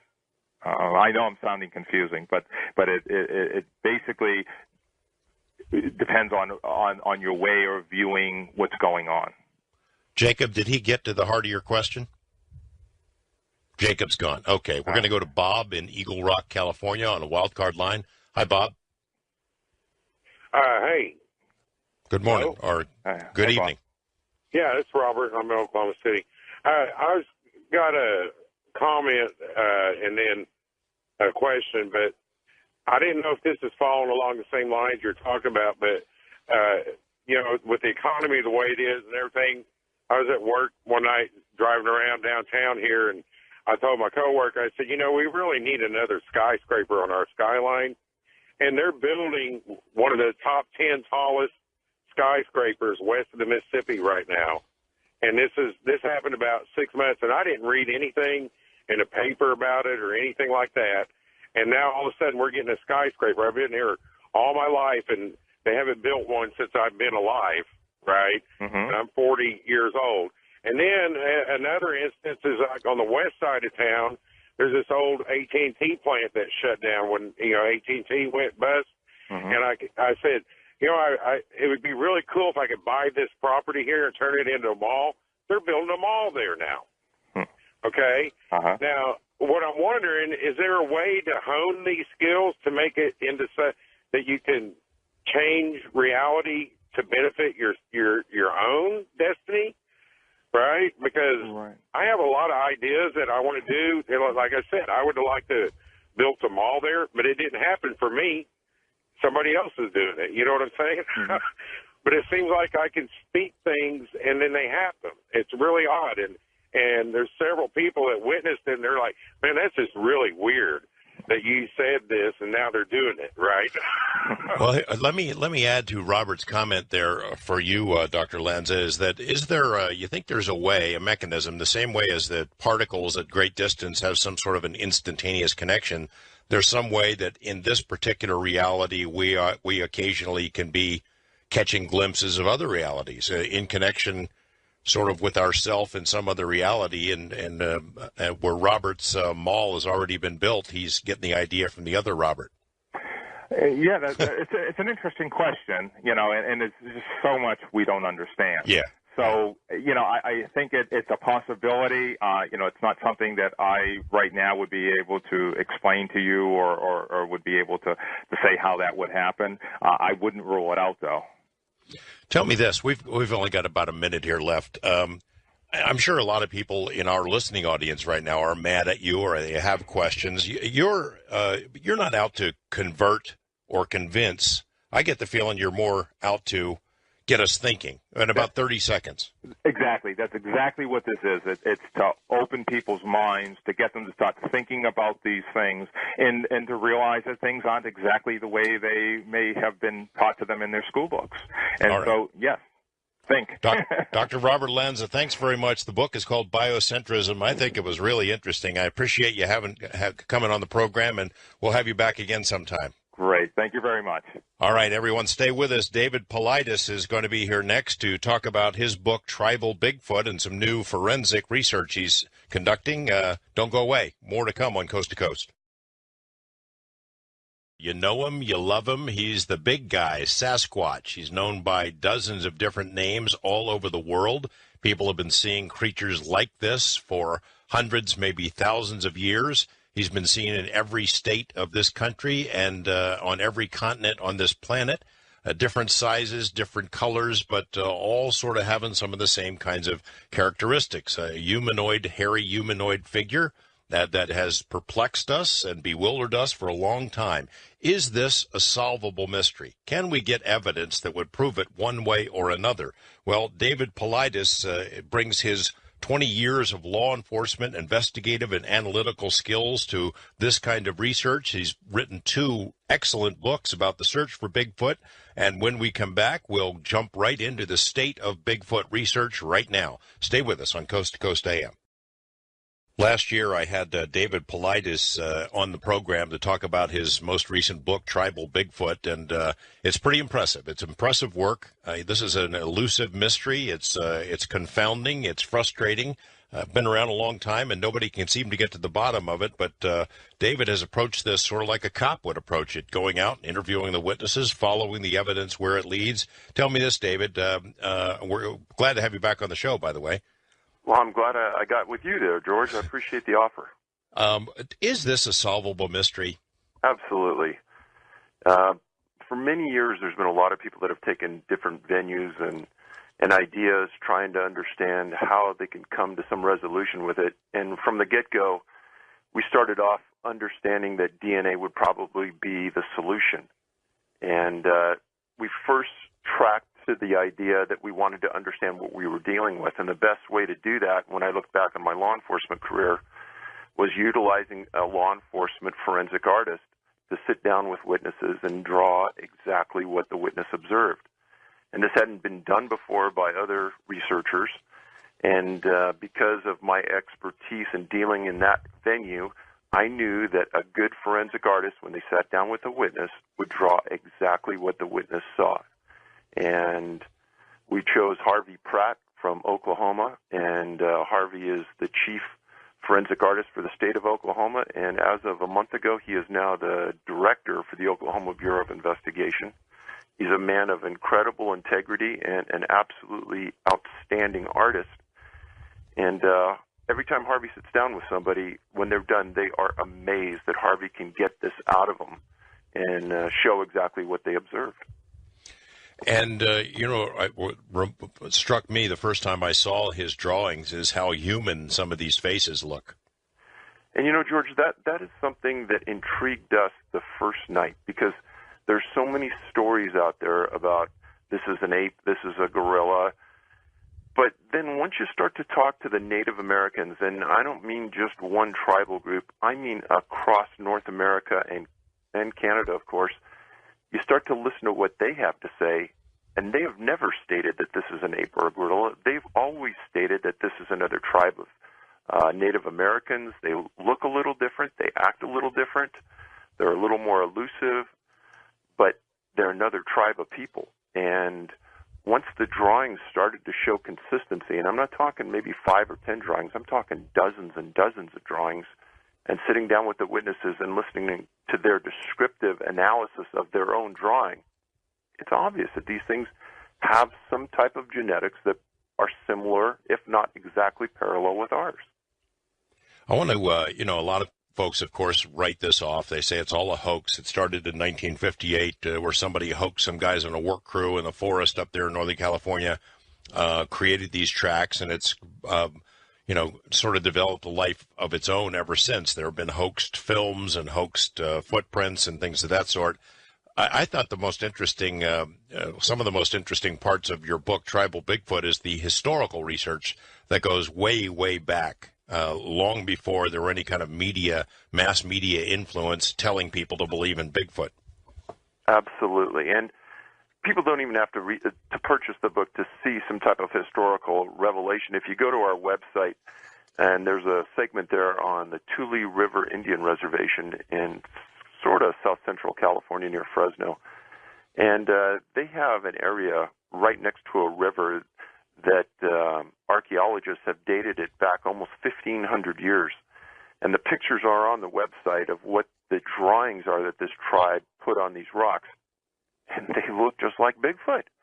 And when you talk to the elders, they say, yep, our Our ancestors drew these because they were caretakers of the woods.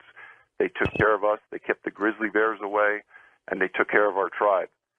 And darn, if you don't look at those drawings and you say, well, 1,500 years ago, these people were drawing exactly what we're seeing today. And there's a consistency down along the lines. You know, even in the 1700s, there are newspaper articles about big, hairy monsters or big, hairy people that were chasing others and stealing livestock. Isn't there a story about Teddy Roosevelt having an encounter? There absolutely is, yeah. And talks about a couple of guys that were trappers that were down in a river, and one of them got taken apart, essentially dismembered. And he talks about another time where he was on a trip and he heard a shriek and a sound that he and the other people he were with, which were trappers and guides, had never heard before and didn't understand it and couldn't put it with any animal that was known in the woods. Going back to the historical records, you came across this resource, this book from 1916 by a Yurok woman named Lucy Thompson. Tell us about that. Well, that fits so sweetly into where I was working predominantly. I was up near the Hoopa Indian Reservation up in Northern California. I'd made good friends there, and it was just a good base of knowledge. It's about 30 miles south of Bluff Creek, where Patterson and Gimlin made their film. And doing some research, we found out that this woman, Lucy, very well-educated Yurok woman, lived on the Klamath River, and she wrote about her experiences, and they were across the board, how it was living there, how it was trying to get by, some of the perils of living along the river. And then she talked about these things called Indian devils. And the Indian devils are described as coming into their village at night, sometimes stealing food, sometimes waiting until the male warriors left for the day to go kill deer, etc. And when they were gone during the day, the Indian devils sometimes would come down and take a woman, take a young girl, take a child. And they would take them for different reasons. And sometimes the warriors would go out and get them back. Sometimes they would find them charred and cannibalized. And it almost sounded as though that it was on a need basis. Sometimes they needed a mate, and they would take one. Sometimes, maybe during a hard winter, they would take one to eat. But there was a consistency in the story when we started to step across the U.S. and talk about other tribes. Same thing was happening in Washington. Same thing was happening in Oklahoma. There is that consistency to the story that cannot be ignored. Well, when you say that they called them devils, that makes me wonder about the nature of the relationship between Native American tribes and whatever these things are. Because, you know, you read some accounts and they refer to them as our brothers in the forest kind of a thing, and they come and watch over us and help us. And then something like that where they steal children and eat them, that doesn't sound like brothers in the forest. And that's a good point. And a very well-educated Indian elder once told me, said, Dave, it's sometimes hard to understand and reconcile that. But imagine this, that if you were a group of, say, 50 humans living in a village, and you had a problem child that you couldn't tame and you couldn't take care of, and you excommunicated them from your group and you said, get out of here, you go live someplace else. Well, probably that happened because they couldn't live by your rules. And once they left, they didn't have to live by anybody's rules anymore. So if you can imagine, and I know this is hard for some viewers to grasp, but if you buy the line that Bigfoot, Sasquatch has these human genetics in it, and every once in a while a semi-civilized group excommunicates one and tells them to leave, well, maybe it's that rogue one out there that can't be tamed and can't be civilized out there and does bad things because, hey, we know in human genetics, we've got bad people, too, that do some horrendous things. Well, you mentioned in the accounts of this Yurok woman, Lucy Thompson, they claim that she alleges that the creature, whatever it's called, is a shapeshifter, that it can change its form, that it can become other animals. And I want you to address that specifically, but also in this context is, do you take this account literally, that she is describing things that really happened, or as more like a folklore? I think most of it probably really happened. And when Harvey and I went back to Oklahoma, and Harvey has Native American himself, he broke down some ground for us so we could talk to some elders face to face and get what we believe to be the truth about it. There were these shapeshifters, according to the elders, back 100 years ago. And as time has moved forward, they're harder and harder to find, although they supposedly do exist. And I think that could have been a way at times for them to reconcile this in their mind, how odd the behavior is, how unusual it is. And trust me, they do have some unusual behavior, and they have some abilities that we don't have. But if you can reconcile that by calling him a shapeshifter, but when you talk to the elders, that's very, very rare, even in their community 100, 200 years ago, to find somebody that could do that. It wasn't common. Well, shape-shifting, does that account for all the different kinds of descriptions? I mean, you have so many different kinds in the book, Tribal Bigfoot, different colors, different shapes of the head, different look of the face. Are there just a whole bunch of different species? Is that your guess? Or sort of offshoots? Or do they look different to different people? Well, let's think about the human race for a second and say, sure, if I put you in the middle of Beijing, China, and I said, grab the 3 closest people to you in Beijing, and then we go to the middle of the Senegal desert, and I say, grab 3 of the closest people to you, and then we go to an NBA basketball game, and I say, step onto the middle of the NBA floor and grab 3 of the closest players to you. How different are those people going to look when you stand them next to each other? And if you understand how different human genetics is and how many different races we have in and amongst ourselves, when you start to look at the Bigfoot phenomena, whether it's called Almasty in Russia or Yeti in Nepal, these bipeds exist on every continent and in many, many, many countries. And it's just not a 20th century issue. It goes back hundreds and hundreds and hundreds of years. So if you have that genetic evolution and that change, and if every once in a while they grab a human against their will, as Lucy described, and they use them as a wife, and they try to have kids with them, then eventually those genetics are going to get involved, and everybody's going to look a little different. If all of these Bigfoot looked exactly alike, that would be suspect. But having them have that differentiation that you would find in human genetics, in people, in communities, it makes more sense to us. I don't want to beat this too much into the ground, but I'd like to go back to these historical cases and ask you to address the significance of historical cases. When you go back hundreds of years, pre-mass media, pre-hysteria kinds of things, when it is obvious that the people who are seeing these things are not trying to sell their story to the National Enquirer, what are they describing, and what is the significance in that in terms of evidence for you? Well, there's a very famous case where David Thompson was an explorer, and he was up near Jasper, Alberta, Canada in the 1700s, and he got onto some tracks, and he was with guides at the time, and they found these giant human-type tracks with a huge stride in the absolute middle of nowhere. And Thompson wrote about them several times and talked about them later in his life, how he couldn't reconcile what it was. And other people said, oh, it's just a giant grizzly or something. And he came back and he said several times, no, it couldn't have been a grizzly. And it bothered him at that level. Then if you go back to Tule River and you say, well, 1,500 years ago they had these things drawn on walls, and they look identical to what a silhouette of a Bigfoot Sasquatch is today. And if you can think, well, a lot of people put all the relevance into what Jerry Crew named Bigfoot in 1958 up at Bluff Creek. And really, it's just been everybody falsifying and hoaxing ever since. But if you go back in the record, even to the starting of newspapers, there are these stories. Trappers in trapper journals.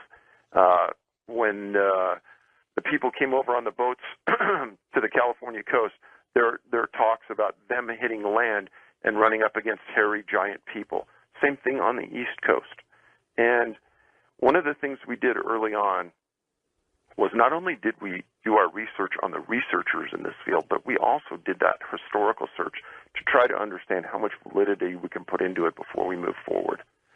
And it was overwhelming how much there is. And I put it in tribal because I want people to understand that there is background to this that's valid. And there's this historical record that if you just kind of match the lines on a map, just like you match the lines on a pin drawing of crimes, you can see that it starts to make sense. It didn't all happen on the West Coast. It's been going on throughout the United States and Canada for years. There's not one climate or one elevation where they proliferate and they don't exist. They exist sometimes in the desert areas of Southern California. Well, it's just like other kinds of controversial paranormal mysteries, UFOs. You have a lot of folks who get involved in it and want to mess with other people's minds, hoaxers who maybe want to make a buck or they just want attention. I remember these guys, what was it, 2 years ago or 3 years ago maybe, who claimed that they had Bigfoot in their freezer, and it was obviously described as a hoax. And then you have cases like the Patterson film, the most famous Bigfoot film, that really has passed a lot of tests and that a lot of people believe to be legitimate, but it also gets thrown into the mix and gets muddied up. Wasn't there somebody who came forward with the deathbed confession that we made it up? I've heard so many different stories from different people, but what I tell anybody is I say, if you give me 4 hours of your time, I'll make you a believer that Patterson film is absolutely a photo of a living hairy biped. Those guys did a phenomenal job. They were unbelievably lucky. And as I've spoke about at conferences, it was like the perfect storm for Bigfoot. These guys not only got a Bigfoot, they got a Bigfoot in the middle of an open area. They got him open for 30, 40, 50 seconds. They found one that was extremely hairy and didn't run. It stood there and walked across an open area. It was next, at the beginning when the film started, it was semi-near a wooded area and could have turned and disappeared into it. For some reason it didn't. It stayed out in the gravel bed and walked the entire distance and gave him an opportunity to film it. And what I tell people is I say, what are the odds of today a person walking through the woods that has some kind of video device compared to 1967? It's got to be enormous. We all have something on us these days that has a video device. But you know what? That film hasn't been duplicated. No one has gotten good footage of a Bigfoot since 1967. So what are you saying, that thing wanted to be filmed? I have no idea. I'm just saying that there's peculiarities about it that strike as highly unusual, and these guys were very, very lucky. Great weather, an open area. It stayed out in the open. They were able to film it. My gosh, how lucky is that? What about the deathbed confession? Am I remembering that correctly? Never had one from Patterson? From Patterson, no. I thought there was somebody else in that story who came forward to saying that he was close to them and they had made it up or something.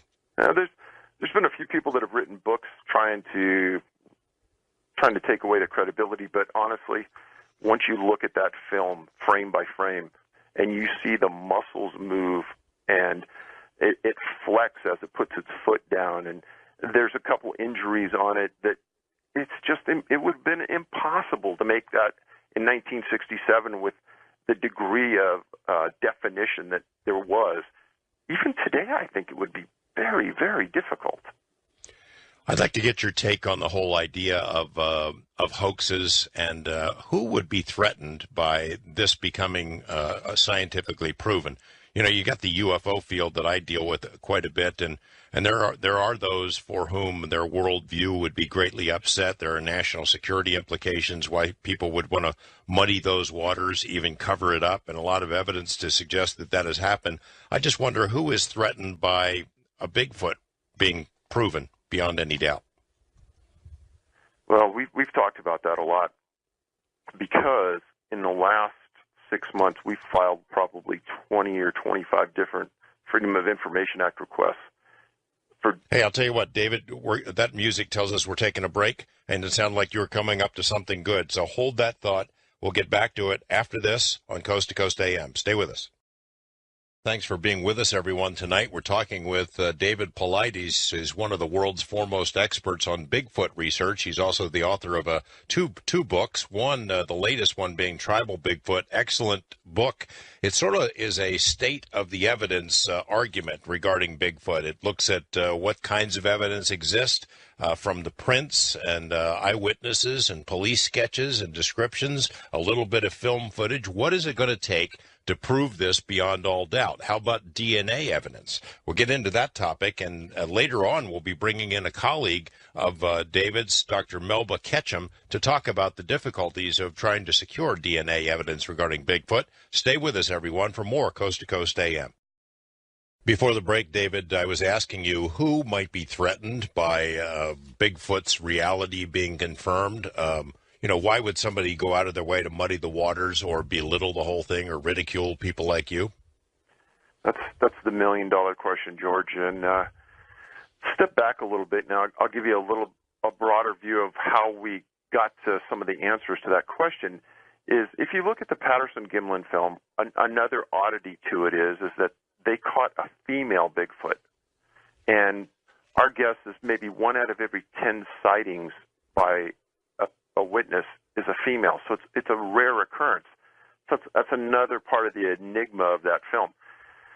So we were in Yakima, Washington, and I was meeting with Patricia Patterson, and Patricia has 5 plates that were made from the original Patterson-Gimlin film, and these plates are highly developed, meaning the picture that you can get off this plate is probably 10 or 15 times better than taking a photo of the frame of the film.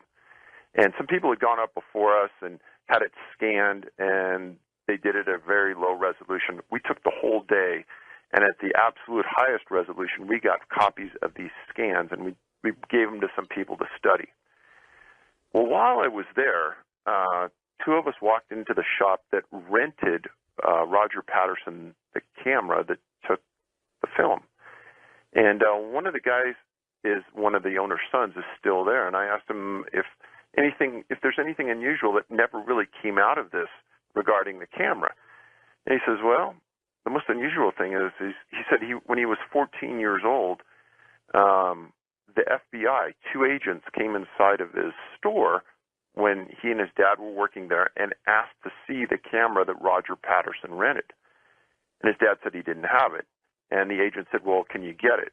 And his dad said, well, I don't know if I can because I'm not exactly sure where it's at. And he said, but why can't I just give you a similar camera and that'll probably do the trick for you? And the agent said, no, we want that camera. And he said, well, why do you want that camera? And he said that they wanted to measure the speed that film was set at to understand how fast that biped was walking. And so that was almost 2 years ago now I was there. And we immediately came back and filed a Freedom of Information Act request on the FBI files associated with that request. And we write these very well because we have a couple friends that are agents that told us, if you write specific language, they're going to give you specific things, and if you don't, they're going to give you a lot of garbage. And we rewrote that thing 4 different times, and 4 different times the FBI said there was no such record of anybody visiting that shop, no such record of any investigation into Patterson, Gimlin, or the footage. And we have literally probably written 60, 70 different letters about this to them, and they claim that there's nothing and that they've never had an interest in it. Well, what do you make of that? The alternative being that somebody posing as FBI agents was up there? Or do you think it was the FBI? No, because we've been in other locations and people have told us that the FBI came in and asked them about things related to Bigfoot. And let's go back to that Patterson-Gimlin film for a minute. So there's a certain frame there where the biped turns and looks right at the camera. And one of the plates we have, very high resolution. It's a perfect picture of this thing turning around and looking. So Harvey Pratt is an expert of, say, taking a bank robbery photo where a guy puts on a beard and mustache and goes in and robs a bank. Well, Harvey can go in and take the beard and the mustache off the person and let everyone see what he looks like without the costume on. So we came back and we said, Harvey, can you do this with this picture? He said, yeah. And then he looked at it and he said, whoa, you guys are onto something. So he took the hair off, and it's in Tribal Bigfoot, the drawing. And to me, what it looks like is it looks a lot like a Native American man. And to that point, if you go back to what the Native Americans in Washington and in British Columbia said in the 20s, that this is another tribe, and if you listen to what Lucy said about them interbreeding, it all starts to fall together, that these things have this genetic line. But they also have an enormous ability to speed and strength that obvious humans don't have. Well, back to my original question on this point is still the why part of muddying the waters. If the FBI was up there asking for that camera, why? I mean, why is that a threat to anybody? Wouldn't it be just kind of a cool thing and the whole world would go, wow, that's really interesting? Well, I'm not sure how many viewers or even if you knew this, but back in the Cold War era, Russia was looking at the possibility of using ape and gorilla hybrids as military people. And a lot of the scientists out in Russia that were studying the Almasty or the Bigfoot of Russia thought that there was a possibility that they were trying to maybe use some parallel Almasty as a soldier. So maybe that there was some person in the government that heard that Russia was doing this there and said, well, maybe we should be looking into this as well. But you brought up a good question about why our government would be concerned or why would they want to keep this a secret. And I think the obvious starts to come out the more you listen to governmental reps' stories about why these things aren't recorded in official docs. And we've talked to a lot of rangers who have had sightings, and they're told by their supervisors, don't write it down. And I just interviewed a guy the other day, he worked for the National Park Service. Supervisor told him, don't write it down. And if you think about the government's control over everything, very rarely does the government ever want to say, we can't control the situation. If there ever is a situation that they can't control, it's Bigfoot in the woods of the world, because they have no control. They may have some knowledge that they're not telling us about, but obviously their speed, their ability to conceal themselves, the ability to use languages that we don't understand, but some Native Americans do. If they said, hey, are we safe out there? How can the government say yes or no if they can't even claim that they exist? I know you're not crazy about getting into some of the more exotic parts of the Bigfoot story, but there are, kind of some anecdotal indications that these creatures have ESP abilities or other kinds of exotic abilities. Do you take those stories seriously? I will tell you what the newspaper articles in the 20s said. And a group of 3 different tribes got together, and they actually held a press conference because they heard that some sheriff was going to go out and hunt these things. And they stated that, hey, they have the ability to mimic animals in the forest. So sounds you may hear really aren't the sounds you may be thinking, like owls and other birds and things, but they're Bigfoots communicating with each other. And they don't look a lot like us because they're real hairy and they're real big, but generally they're passive unless you try to hurt them or unless you get them mad. So don't go out there and try to hunt them. And then you hear these stories about people, and I've heard so many that they're sleeping in a tent, and they feel the rumble, and that's how it's described many times, of these things walking up at their campsite because they're so heavy, 800-900 pounds. And they feel the earth move a little bit, and then they feel it right next to their tent. And it runs the gamut. They have a feeling of immense fright, so much so that sometimes they can't move. Sometimes there's horrific odor associated with it. Very rarely is the tent ever touched or assaulted, but every once in a while it is. But the general thing is that they can't move. And maybe maybe there is something to that. I don't know, but until we understand it, or until we have some kind of chemical analysis of what's going on in the air or something along those lines, it's really hard to put our finger on what may be causing that. But I do know, because I have been in law enforcement situations myself, I've been pretty scared many times. Not to the point of where I can't move, but maybe your thinking is impaired at some level where, you're maybe not as reacting as fast as you would in a normal situation because you're trying to understand what may be occurring to you. It's hard to say. Isn't there, back to the Patterson film, isn't there a reaction by the horse or the animals, the pack animals in that film to what's the creature out there in that field? Yeah, or am I remembering that wrong? No, that's correct.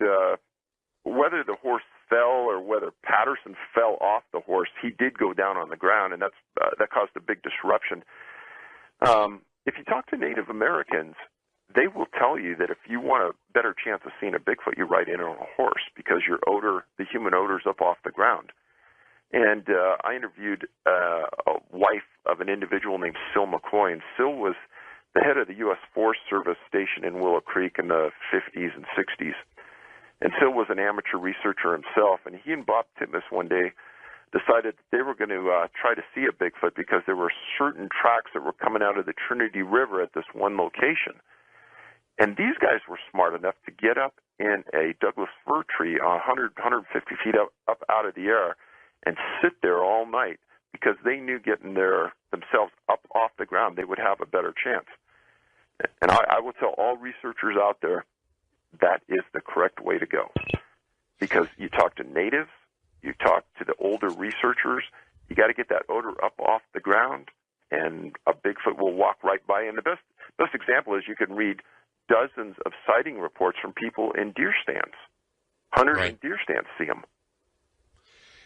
Before we leave the subject of the cover-up or muddying the waters thing, you mentioned that you'd filed all these FOIA requests. Did you ever get anything out of any agency, Park Service or FBI or anyone else that mentions Bigfoot, Sasquatch, anything like this?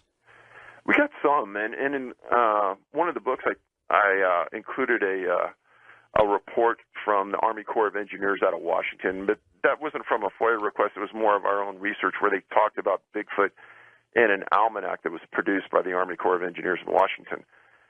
And they talked about it like it was a real being, so that was interesting. But we have laid into it heavily in just the last 6 months, just like with a razor-fine edge, asking specific questions on specific issues at specific locations. And this ranger that we interviewed the other day, I got that from a U.S. Forest Service law enforcement officer who heard that this guy had actually seen one. We went and interviewed him. He goes, I'll go on camera with it. I'll explain what happened. But there were 3 of us in this one area. We all saw one at different times. We were told not to report it. Nobody wanted to hear about it. Why? Huh. And the paperwork, whatever was, there is no paper trail, at least in that case. They were just discouraged. Correct. Help me while we're waiting sort of to set things up for Dr. Ketchum to come on, give me the state of the evidence, what exists. I mean, we all know that there are these prints and that moldings have been made, and we know that there are eyewitness reports and police sketches, as in your book, Tribal Bigfoot. We know there's a little bit of film footage. What other kinds of evidence do we have, and what would be the Holy Grail? Is it hair? I honestly think that there's several different factors that could be considered the Holy Grail. Let's look at the footprints for a second. There's an individual named Jimmy Chilcott out of Texas that was a police technician, and there's something called dermal ridges in a person's foot, kind of like the fingerprint of the foot. And in several casts going back decades, he found these dermal ridges in the casts of these large, giant prints. And literally, those couldn't be faked or hoaxed. And he made several presentations that I've seen where he said, "Hey, these are real footprints from a real creature, but they're not made by a human print because the dermal ridges go at an angle that human ridges don't." So that's one thing. Now, hair offers us some real obstacles. And I've got the best lesson of probably anybody out there because I've been at this now for 27 months with Dr. Ketchum and her staff. In a human hair, 95% of human hair has a medulla in it. The medulla is a solid core that goes down the center of the hair, and in that is our DNA. And at the follicle level, there's nuclear DNA. And maybe 4 or 5% of the human hair doesn't have this medulla in it, and it's absent. Well, it's almost opposite for Bigfoot hair. Maybe 98 or 99% of Bigfoot hair, if it has a medulla, the DNA in it is so fragmented, is so minimal that it's not workable. And until we've got multiple samples, and we tried this over and over again, it just doesn't work. And so what I tell everybody, if you have a hair and it doesn't have a follicle at the end, it's worthless for getting DNA at a Sasquatch Bigfoot level. We need the follicle. And the follicle obviously is the core, the root that goes into the body. And unfortunately, for Bigfoot hairs, very small percentage of these hairs have follicles. Whether it's the way the hair comes out, whether it falls out at some level very easily, we don't know.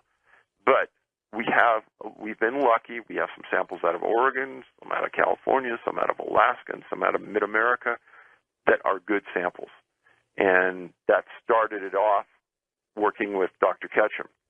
And she has been one person that has shown an exorbitant amount of energy and interest because people that are hair and fiber experts have seen these hairs and they've ruled that they are like nothing else out there in the world. And there's no other animal, there's no other human that could have a hair like this. They look a lot like primate hairs, but there's no primate out there that has this exact kind of hair. And this has been stated before, and this isn't really anything new.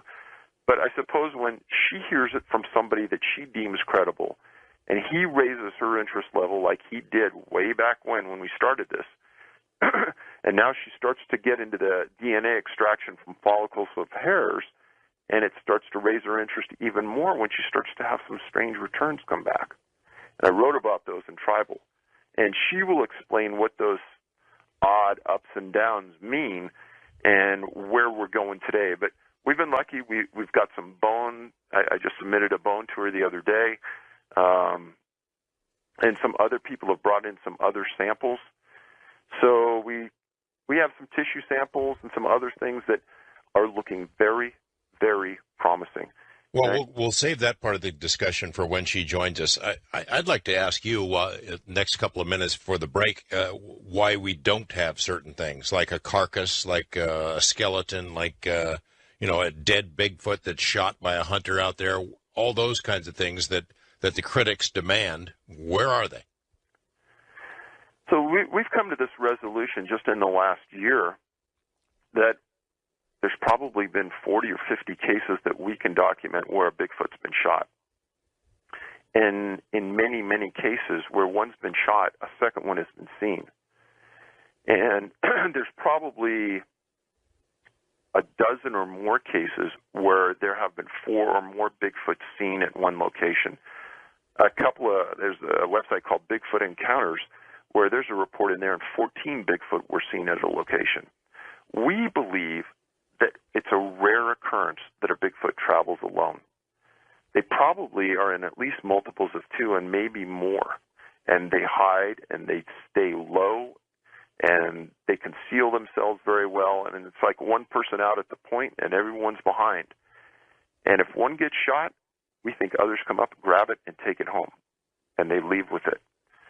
Now, early on when I was in Hoopa, elders told me, they took me out on the reservation, and they showed us where on the reservation these things lived, in the most inhospitable areas you can imagine, way ups in rocks, crevices, places researchers won't go, don't want to go.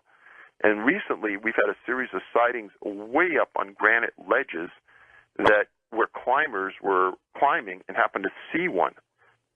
So all of a sudden, this is starting to make sense to us that obviously they want to conceal themselves, they want to stay away from us, and they want their privacy. So why not make it in a location where we will never go? That's number one. Number two is every Native American tribe we have interviewed says that they bury their own. And if they watch what Native Americans do, if they mimic their behavior, if they are a tribe in and of themselves, if they do take their own people when they're injured and they leave with them, that all starts to make sense. It certainly does. David Paulides is my guest. We'll be joined in a couple of minutes after the break by Dr. Melba Ketchum to talk about the search for DNA evidence in confirming the existence of Sasquatch, otherwise known as Bigfoot. Stay with us here on Coast to Coast AM. Thanks for being with us, everyone. We're talking with David Paulides, one of the world's foremost experts on the Bigfoot mystery and author of a book, Tribal Bigfoot, one of the very best books on this topic I have ever read. And the discussion is focused on evidence. What would it take to convince regular folks that this is real, that the Bigfoot mystery has been solved? And certainly DNA evidence would be something that would be very persuasive in that debate. And when we come back, we're going to be joined by Dr. Melba Ketchum, a scientist, specializes in DNA research and DNA analysis, and she'll tell us where things stand on the Bigfoot mystery. Stay with us on Coast to Coast. David Paulides is my guest, talking about Tribal Bigfoot, his excellent book on this topic. We're joined now by Dr. Melba Ketchum.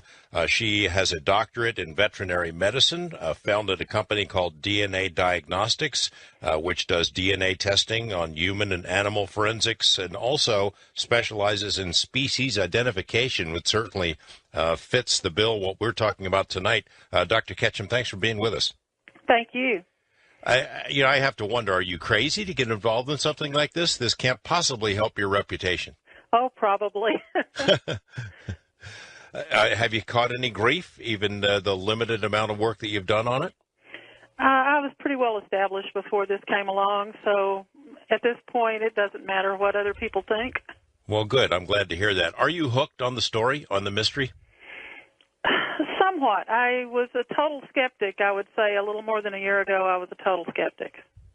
And that has since changed. What changed it? Some unusual findings on some of the research we've done. Well, tell me about it. Well, last year, Dave's group sent in some samples. And frankly, we started getting these samples back in 1995. And we've fiddled with them all these years. And they always come out either a raccoon or a horse or something common. And I've never had any of them to turn out like I thought they might. So I decided, okay, apes run on human primers or human tests. And if these things are apes, they'll show up. And if they're human, they'll show up. So I started just screening these things for convenience sake. And one of Dave's samples showed up with a very strange peak in a location that it shouldn't have been. And it was a visual male, and it was a sex marker. And it showed up as a female with a peak where it was not supposed to be located. And I reran the thing, and it still showed an unusual band there or peak there. And so I decided that, this is not normal. And, of course, one sample is not going to help. And regrettably, I used up the DNA because, as Dave referred to earlier, these samples are the hair samples are hard to get a good yield of DNA from. And at that time, I didn't believe in it, so I just screened right through it. And this kind of changed my mind, and I was a little more curious about it at that point.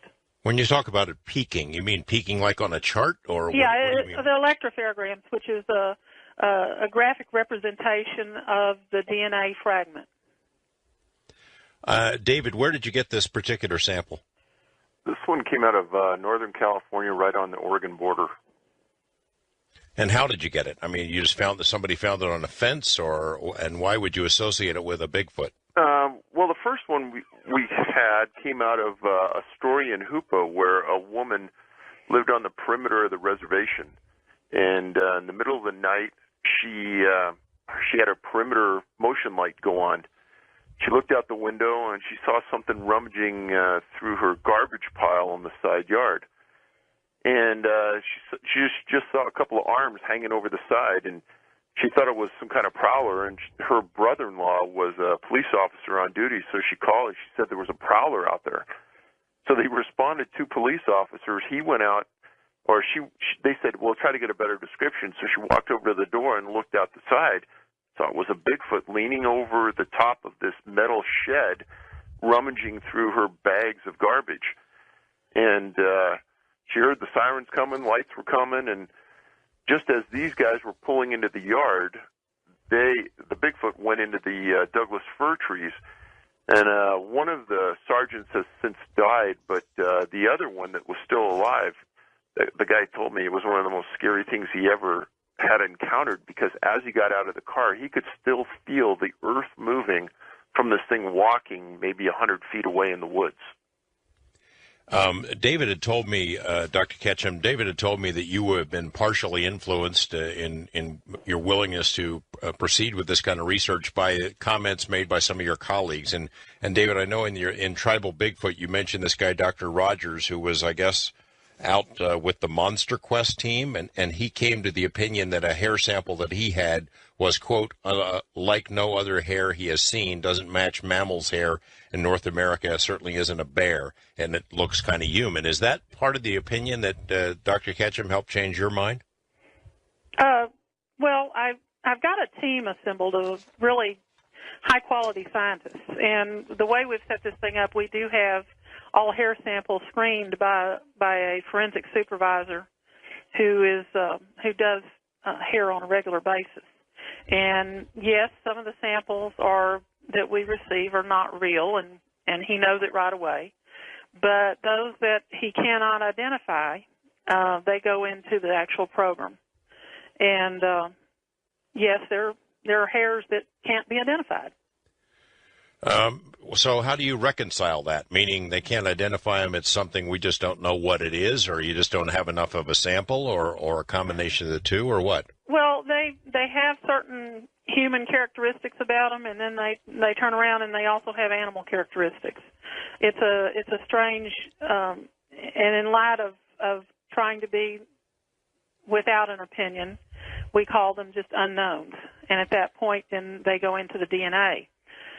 Where, we actually can do species ID. How many of those do you have? Oh, quite a number. I actually haven't counted them recently, but there's quite a few. And what other explanations would there be? What's the range of explanations that you think would be possible or on your list? Well, maybe just aberrant hair that's not really growing normally from another animal or something, but there's really not a lot of explanation to cover it, because hair analysts are usually pretty doggone good at least narrowing down the different species. So David was telling us that you need a hair with a follicle, right? Do you have one of those? Yes, we have a few of those. More without than with, though, regrettably. We actually like to see a little tissue tags hanging on the end of the root. Those are the ones that are just really premium as far as for giving us the DNA we need at this point. Let's do a hypothetical here. Let's say you get a clump of hair. It's got some follicles on it. You run the test and DNA. Is there such a thing as a positive, proof positive that this is some other kind of primate species? Well, we can't go there verbally at this time. Let's just say that we've got some fairly compelling evidence so far, but we're going to nail the coffin shut before we publish, because we want to make sure that skeptics can't question anything we've done. We're doing these like forensic cases. Okay. Well, I understand that you don't want to let the cat out of the bag about anything you have right now. I'm just wondering, in a hypothetical, a general sense, is there a way that you can prove it beyond any doubt? I feel so, yes. And would it be that if you can't identify what the species is, I wonder, how do you prove that it is like a Bigfoot then? Well, you're going to compare it to other species and see what it's similar to. Right. And, just hypothetically, if it shows more in its DNA sequence, it shows more ape bases, then you could say, well, it's a type of ape. If it shows something aligning more with human, then you would say it's a new brand of human. And if it's, somewhere in between, you might consider it a cross. Or if it's got ancient bases, you could call it a Neanderthal or a Neanderthal cross. Wow, that's fascinating. And can you tell me what the protocol would be? I deal a lot with the UFO topic, and I always wonder what would happen if they had confirmed evidence of something like that. What was the protocol that you would follow if you nailed it down? Well, the first thing we do, like I say, is we validate everything we're doing first. We make sure it's working.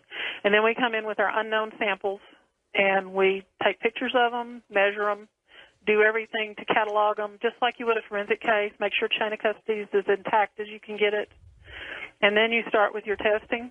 As soon as we get them back, if it's hair, we get it back from the hair analyst, then we move forward with usually mitochondrial testing, which is of course, maternally inherited. It comes from your mother. And that gives you species ID information. It gives you, it just gives you a lot of information, quite frankly. Origins of the maternal lineage. And then once that's completed, then you would go forward into nuclear testing. Well, let's say, though, you follow all those steps, you've got it down, you're convinced you've got the real deal there. How do you announce it to the world, or do you? Oh, yeah, we'll announce it. Would you hold a news conference, write a paper? Yeah. Well, both. There'll be a peer-reviewed paper produced because that's the only way to do it right. And furthermore, we're having our work is being back-checked from independent sources. And well, it kind sounds of like to a me blind study. Yeah, it sounds to me like this. We're not talking hypothetical here. That you're down the road without spilling too many beans. We're down the road. We are down the road with it. Oh, wow, that's exciting. Now, David, you mentioned something about a bone sample. Tell me about that, where you got it, and what you think you have. Well, honestly, we weren't quite sure what we have. I'm not an expert at that, and it was given to us, and it was found in a creek bed up in Oregon, and I let some people look at it that were familiar with human skeletons. They said it was too big for that, and I'm not too familiar with animals, and Dr. Ketchum is, so I forwarded it up to her, and I think it's right now under review, and it has some interest. Dr. Ketchum, can you add anything to that? The bone's huge. Is it? Yeah.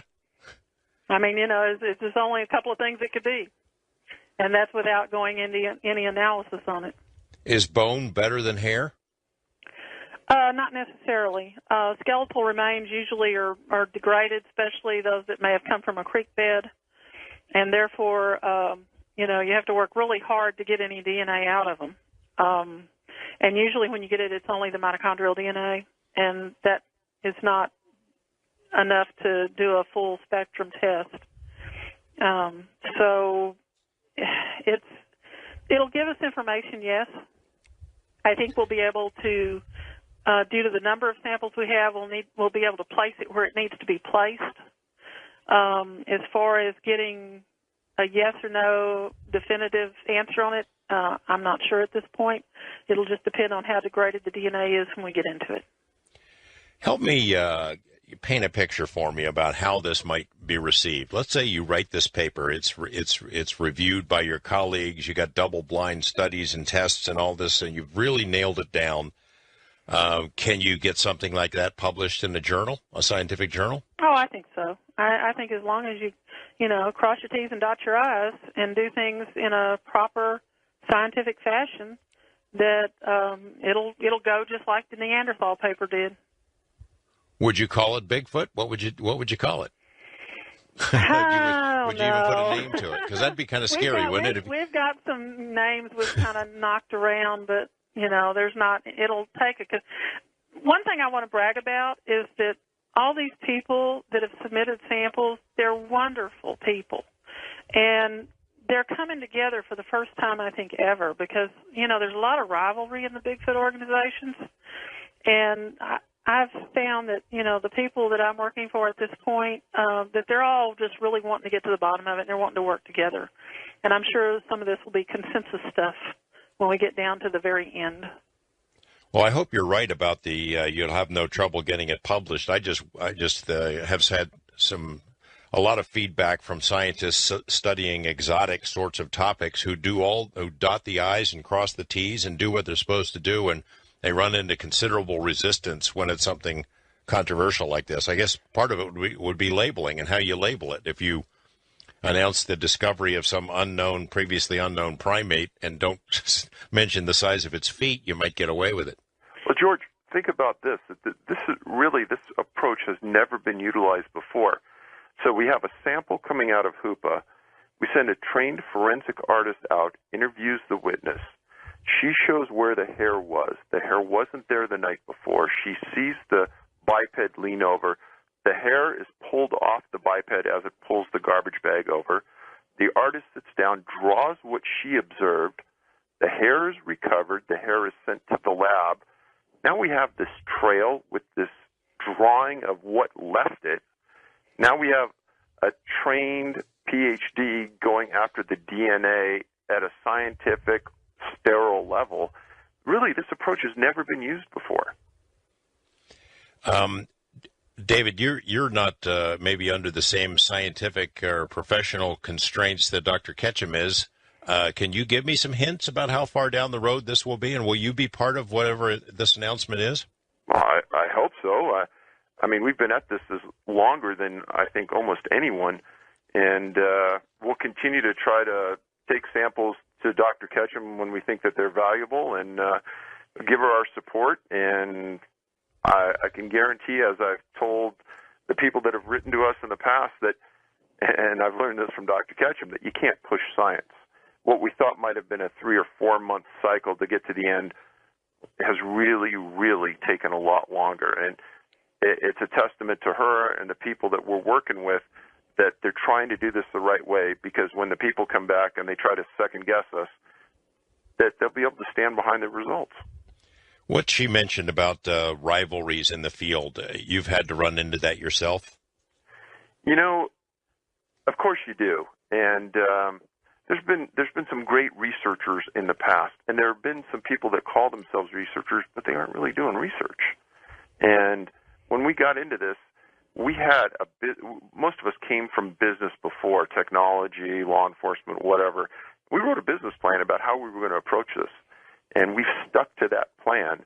And when Dr. Ketchum comes out with the results, we're done. And the reality behind this is that we're not going to make this a lifelong pursuit like some other people have. We're in this to get results, and then we're going to move on to our next lifelong ambition, whatever that may be. But people can Monday night quarterback us. They can call us names. They can say, oh, we don't have any friends, and you're not working with anybody. That's fine. And the reality is this is the first time we've come forward and ever introduced the world to really what we're doing at that DNA level.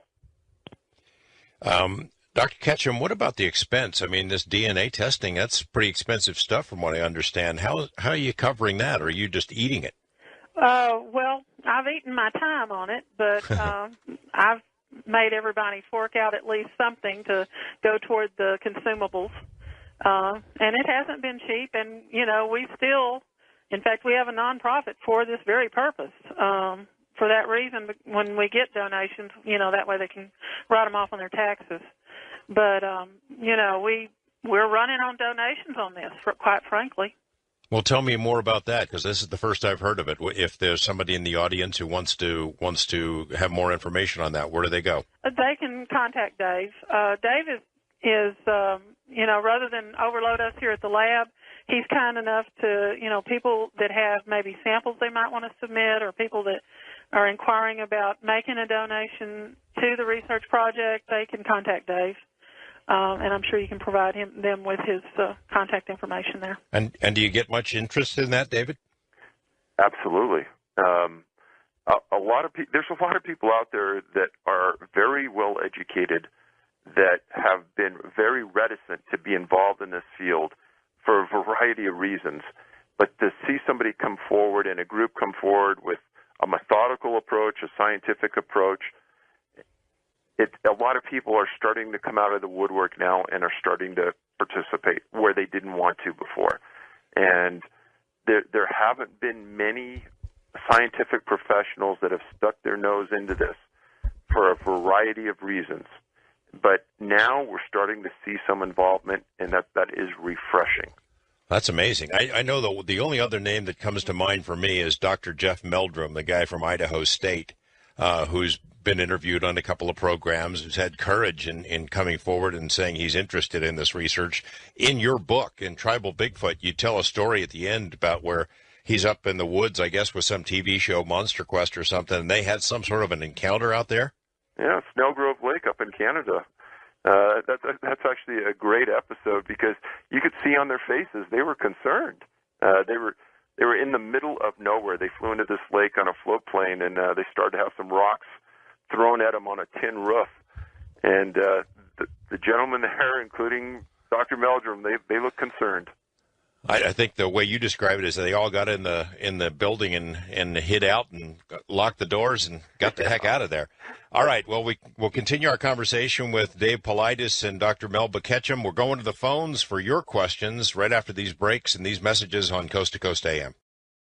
We're talking with David Paulides and Dr. Melba Ketchum, and I don't know if you're putting all this together, but it sure sounds like from our conversation that we're on the verge of some sort of a pretty big announcement about Bigfoot. Scientific evidence, published paper. I mean, I know there's a lot of steps still to be taken, but it sure sounds like something is coming, and you've heard about it first right here. When we come back, we'll go to the phones with your questions for my guests on Coast to Coast AM.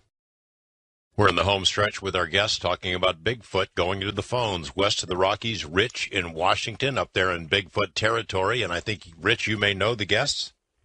Yeah, I do. Hi, Rich. You still there, Rich? Yeah, I'm here. What's on your mind? I'm working with Dr. Ketchum, and I'm pretty good friends with Dave. I talk to him quite a bit. We have a camera trap project we're doing on the Olympic Peninsula called the Olympic Project, and I've sent a couple of samples to Dr. Ketchum in relation to some other evidence that we've collected, and I know I talked to Dave, and he said that I could go ahead and call in. I don't really have a question, but I don't know if they want to talk about it or if they have anything to add or anything like that. Well, George, I have. Go ahead, David. Yeah, Rich is doing a fantastic job up there. He's in prime Bigfoot area, and they have some very good cameras that they've set up along ridge lines and in prime area. And their team has gotten some very interesting results and some very interesting photos out of there. Nothing that you would say, oh, yeah, that's a Bigfoot for sure. But he's just gotten some great pictures, some great results that he's set on to Dr. Ketchum, a very credible guy and working with some credible people. I remember in your book, David, you call in Tribal Bigfoot, you refer to these creatures as ridge walkers. Is that Rich? Is that why you're putting your cameras up on the ridges, because that's where they roam? We had some interesting. I had a sighting some years ago, and I've kind of been interested in the topic. And then I got tied up with a guy named Derek Randalls, who lives nearby me. And we got into it together. Well, he'd been doing it for a long, long time, but, I got in contact with him, and we got going on this project. And I found tracks on top of a ridge about 3 or 4 years ago, actually less than that, a couple of years ago. And we started thinking about it and trying to funnel these things down and try to figure something out with them about migration or what kind of terrain that they use to travel to avoid people or whatever they're doing. And we decided on these ridge lines because they're the tops of they're the easiest place to travel, basically in the woods, in the steep terrain, like in the Olympic Mountains here.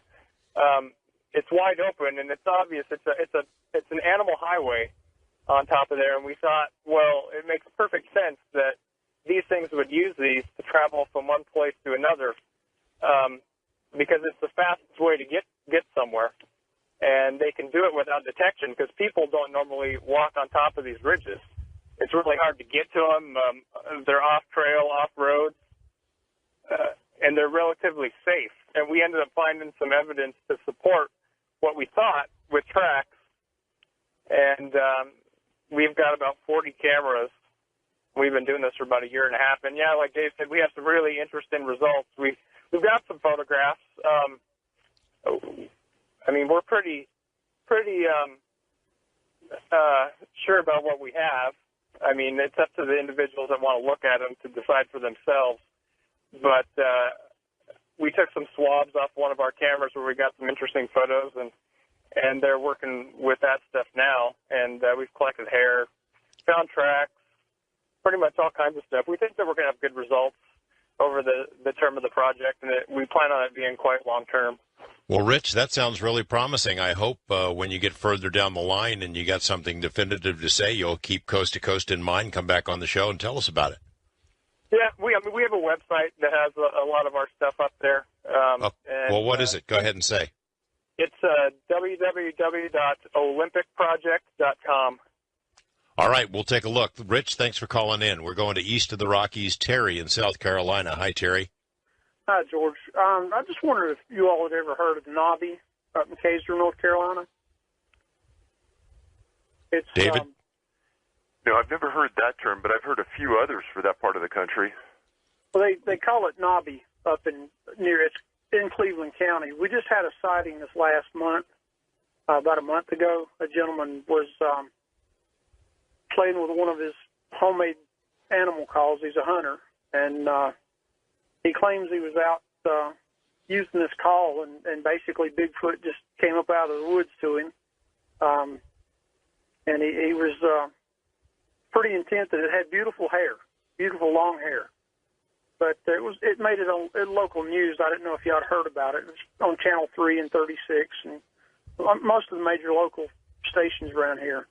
But it happened up in Cleveland County. Even called in on the Cleveland County 911 if y'all want to check into that or anything. So Nobby is like a regional nickname? Yeah, it's you've got basically we're in the foothills section out near where I live. We're not exactly up in the mountains, but anyway, it's the foothills. You know what I mean? And in the foothills, you've got higher peaks, and we usually just term those as knobs. They're not really tall enough to be a mountain, but not big enough. They're a little bigger than a hill, so we'll call them a knob. It's just a regional terminology. Terry, we appreciate the call. David, anything to add to that? You want to talk to this guy further? Other than he's in prime Bigfoot country, and any type of sighting coming out of there has some validity to it just because there's so many out there. Okay, we appreciate the call. We're going to go to our wild card line, Christian in Los Angeles. Hi, Christian. Good morning. Hello. Can you guys hear me? Yes. Well, my name is Christian. I've called him before, and I have the thing is, first thing I want to add is that I've had an interest in Bigfoot or Sasquatch for years, and I've kept up with it very well. It's been very current. And in the beginning, I always thought that the Bigfoot sightings were in, like, the Pacific Northwest. And I was really surprised over time that really Sasquatch sightings have been sighted all the way from the Pacific coast of the United States across the country to Texas, Louisiana, to Florida. So they've migrated, I guess, over the millennia all over the country, and they're able to remain hidden. The second question I had were for your guest this evening, and that is that I have never heard or read anything of a Sasquatch deliberetely going out of their way and harming people. And that's why when I was watching the History Channel Monster Quest episode, and as you said earlier, there was the expedition up in Canada in Snellgrove Lake at that fishing cabin, which was isolated out in the middle of nowhere. And Jeff Meldrum and several other researchers said that they literally, and other people that they've, who've been up there on fishing expeditions, felt that in the summer months, which is, I guess, the prime active time, that they literally felt that the Sasquatch in the region didn't want anybody there. And what do you think about this pattern of aggressive behavior in that one particular region? And I just wanted to say thank you for taking your time. Okay, Christian, thank you. I don't think it's one particular area. That pattern of showing aggression, whether it's through a scream, a yell, or whether it's through rock throwing, that's pretty consistent across the entire U.S. and Canada. And you might be treading invading on their privacy or their hunting area, and they want you out of there, and they're going to try to intimidate you to get you out. And they usually throw small rocks, stones. Very rarely does it even ever hit anybody, but it's more of an intimidation than anything else. And as for the hurting anyone, I guess we covered that sort of earlier in the interview. There are at least some anecdotal cases mentioned by Native Americans that there have been people harmed. Certainly. Okay. Wildcard line, Andrew, also in L.A. Hi, Andrew. Good morning. Hi, George. I love your deep and probing questions. You're an excellent interviewer. And Doctor and David, two quick questions. Number one, let's see. Grand Canyon area several years ago, doctor going on a hiking expedition there with his family, and he encountered a Bigfoot. Allegedly, he had his recorder on. And was there any follow-up information as to his credibility and any additional information on that? And secondly, approximately within 15 years, I wish I could give you a better timeline, I saw on late-night TV after midnight in Los Angeles a film footage on the news after midnight in which some anonymous donor gave the news department a clip of some night vision footage of a Bigfoot, and it was very, very clear. He must have had some excellent quality equipment. The footage showed a creature big, very big, very primitive looking, and very alert and aware, and even in the darkness was looking in all directions, like super awareness of what was around him. And have you ever run across or heard about that film footage? And I appreciate your answer. Thank you. Thanks. Thanks, Andrew. There actually has been some excellent night vision and FLIR footage that's been taken of Bigfoot. And it's just like the caller explained. If you can imagine an Army soldier on speed, methamphetamine, and he's moving his head right to left, up and down, staying low to the ground, on cover, behind a tree, always looking. That's exactly the way it is. They stay low to the ground. They stay behind cover.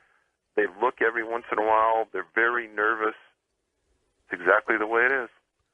Hey, Dr. Ketchum, thanks, Andrew, for that call. Dr. Ketchum, I had a question for you. Are you reluctant to sort of delve into the Bigfoot library to read all the books? Are you familiar with other kinds of evidence that maybe is not in your area of specialty, like the dermal ridges, for example, that was mentioned by David earlier? Or do you have to keep yourself away from that stuff so you don't sort of get too biased about the whole thing? Oh, no, I read it.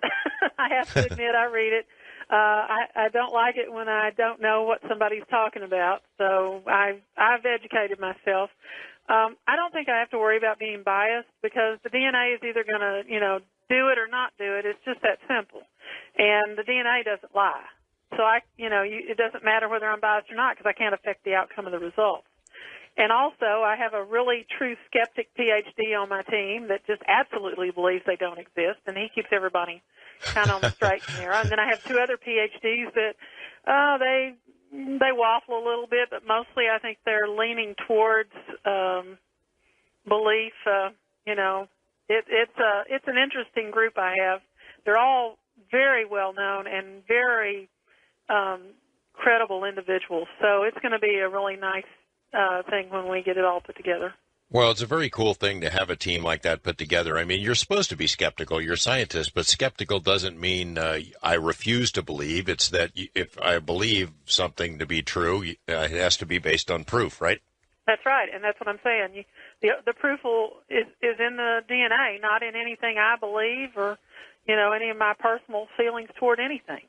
Well, I can't wait to hear what this is about. Wildcard line, Dan in Maryland. Good morning, Dan.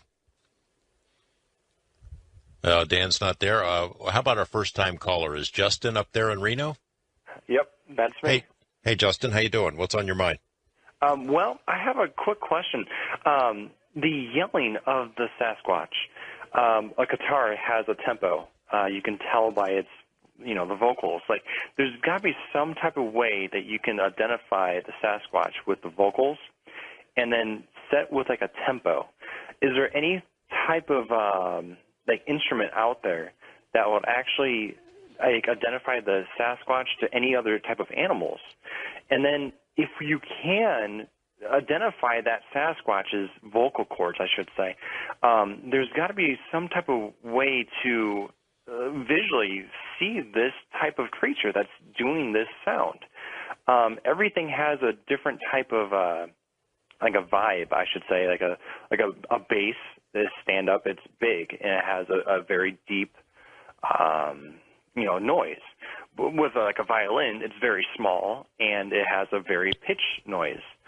I was just kind of wondering, like, is there something else that we can probably attain from the vocal cords or the noises from Sasquatch itself, I should say? And I was hoping that George and David had a great question or an answer for this, because I'm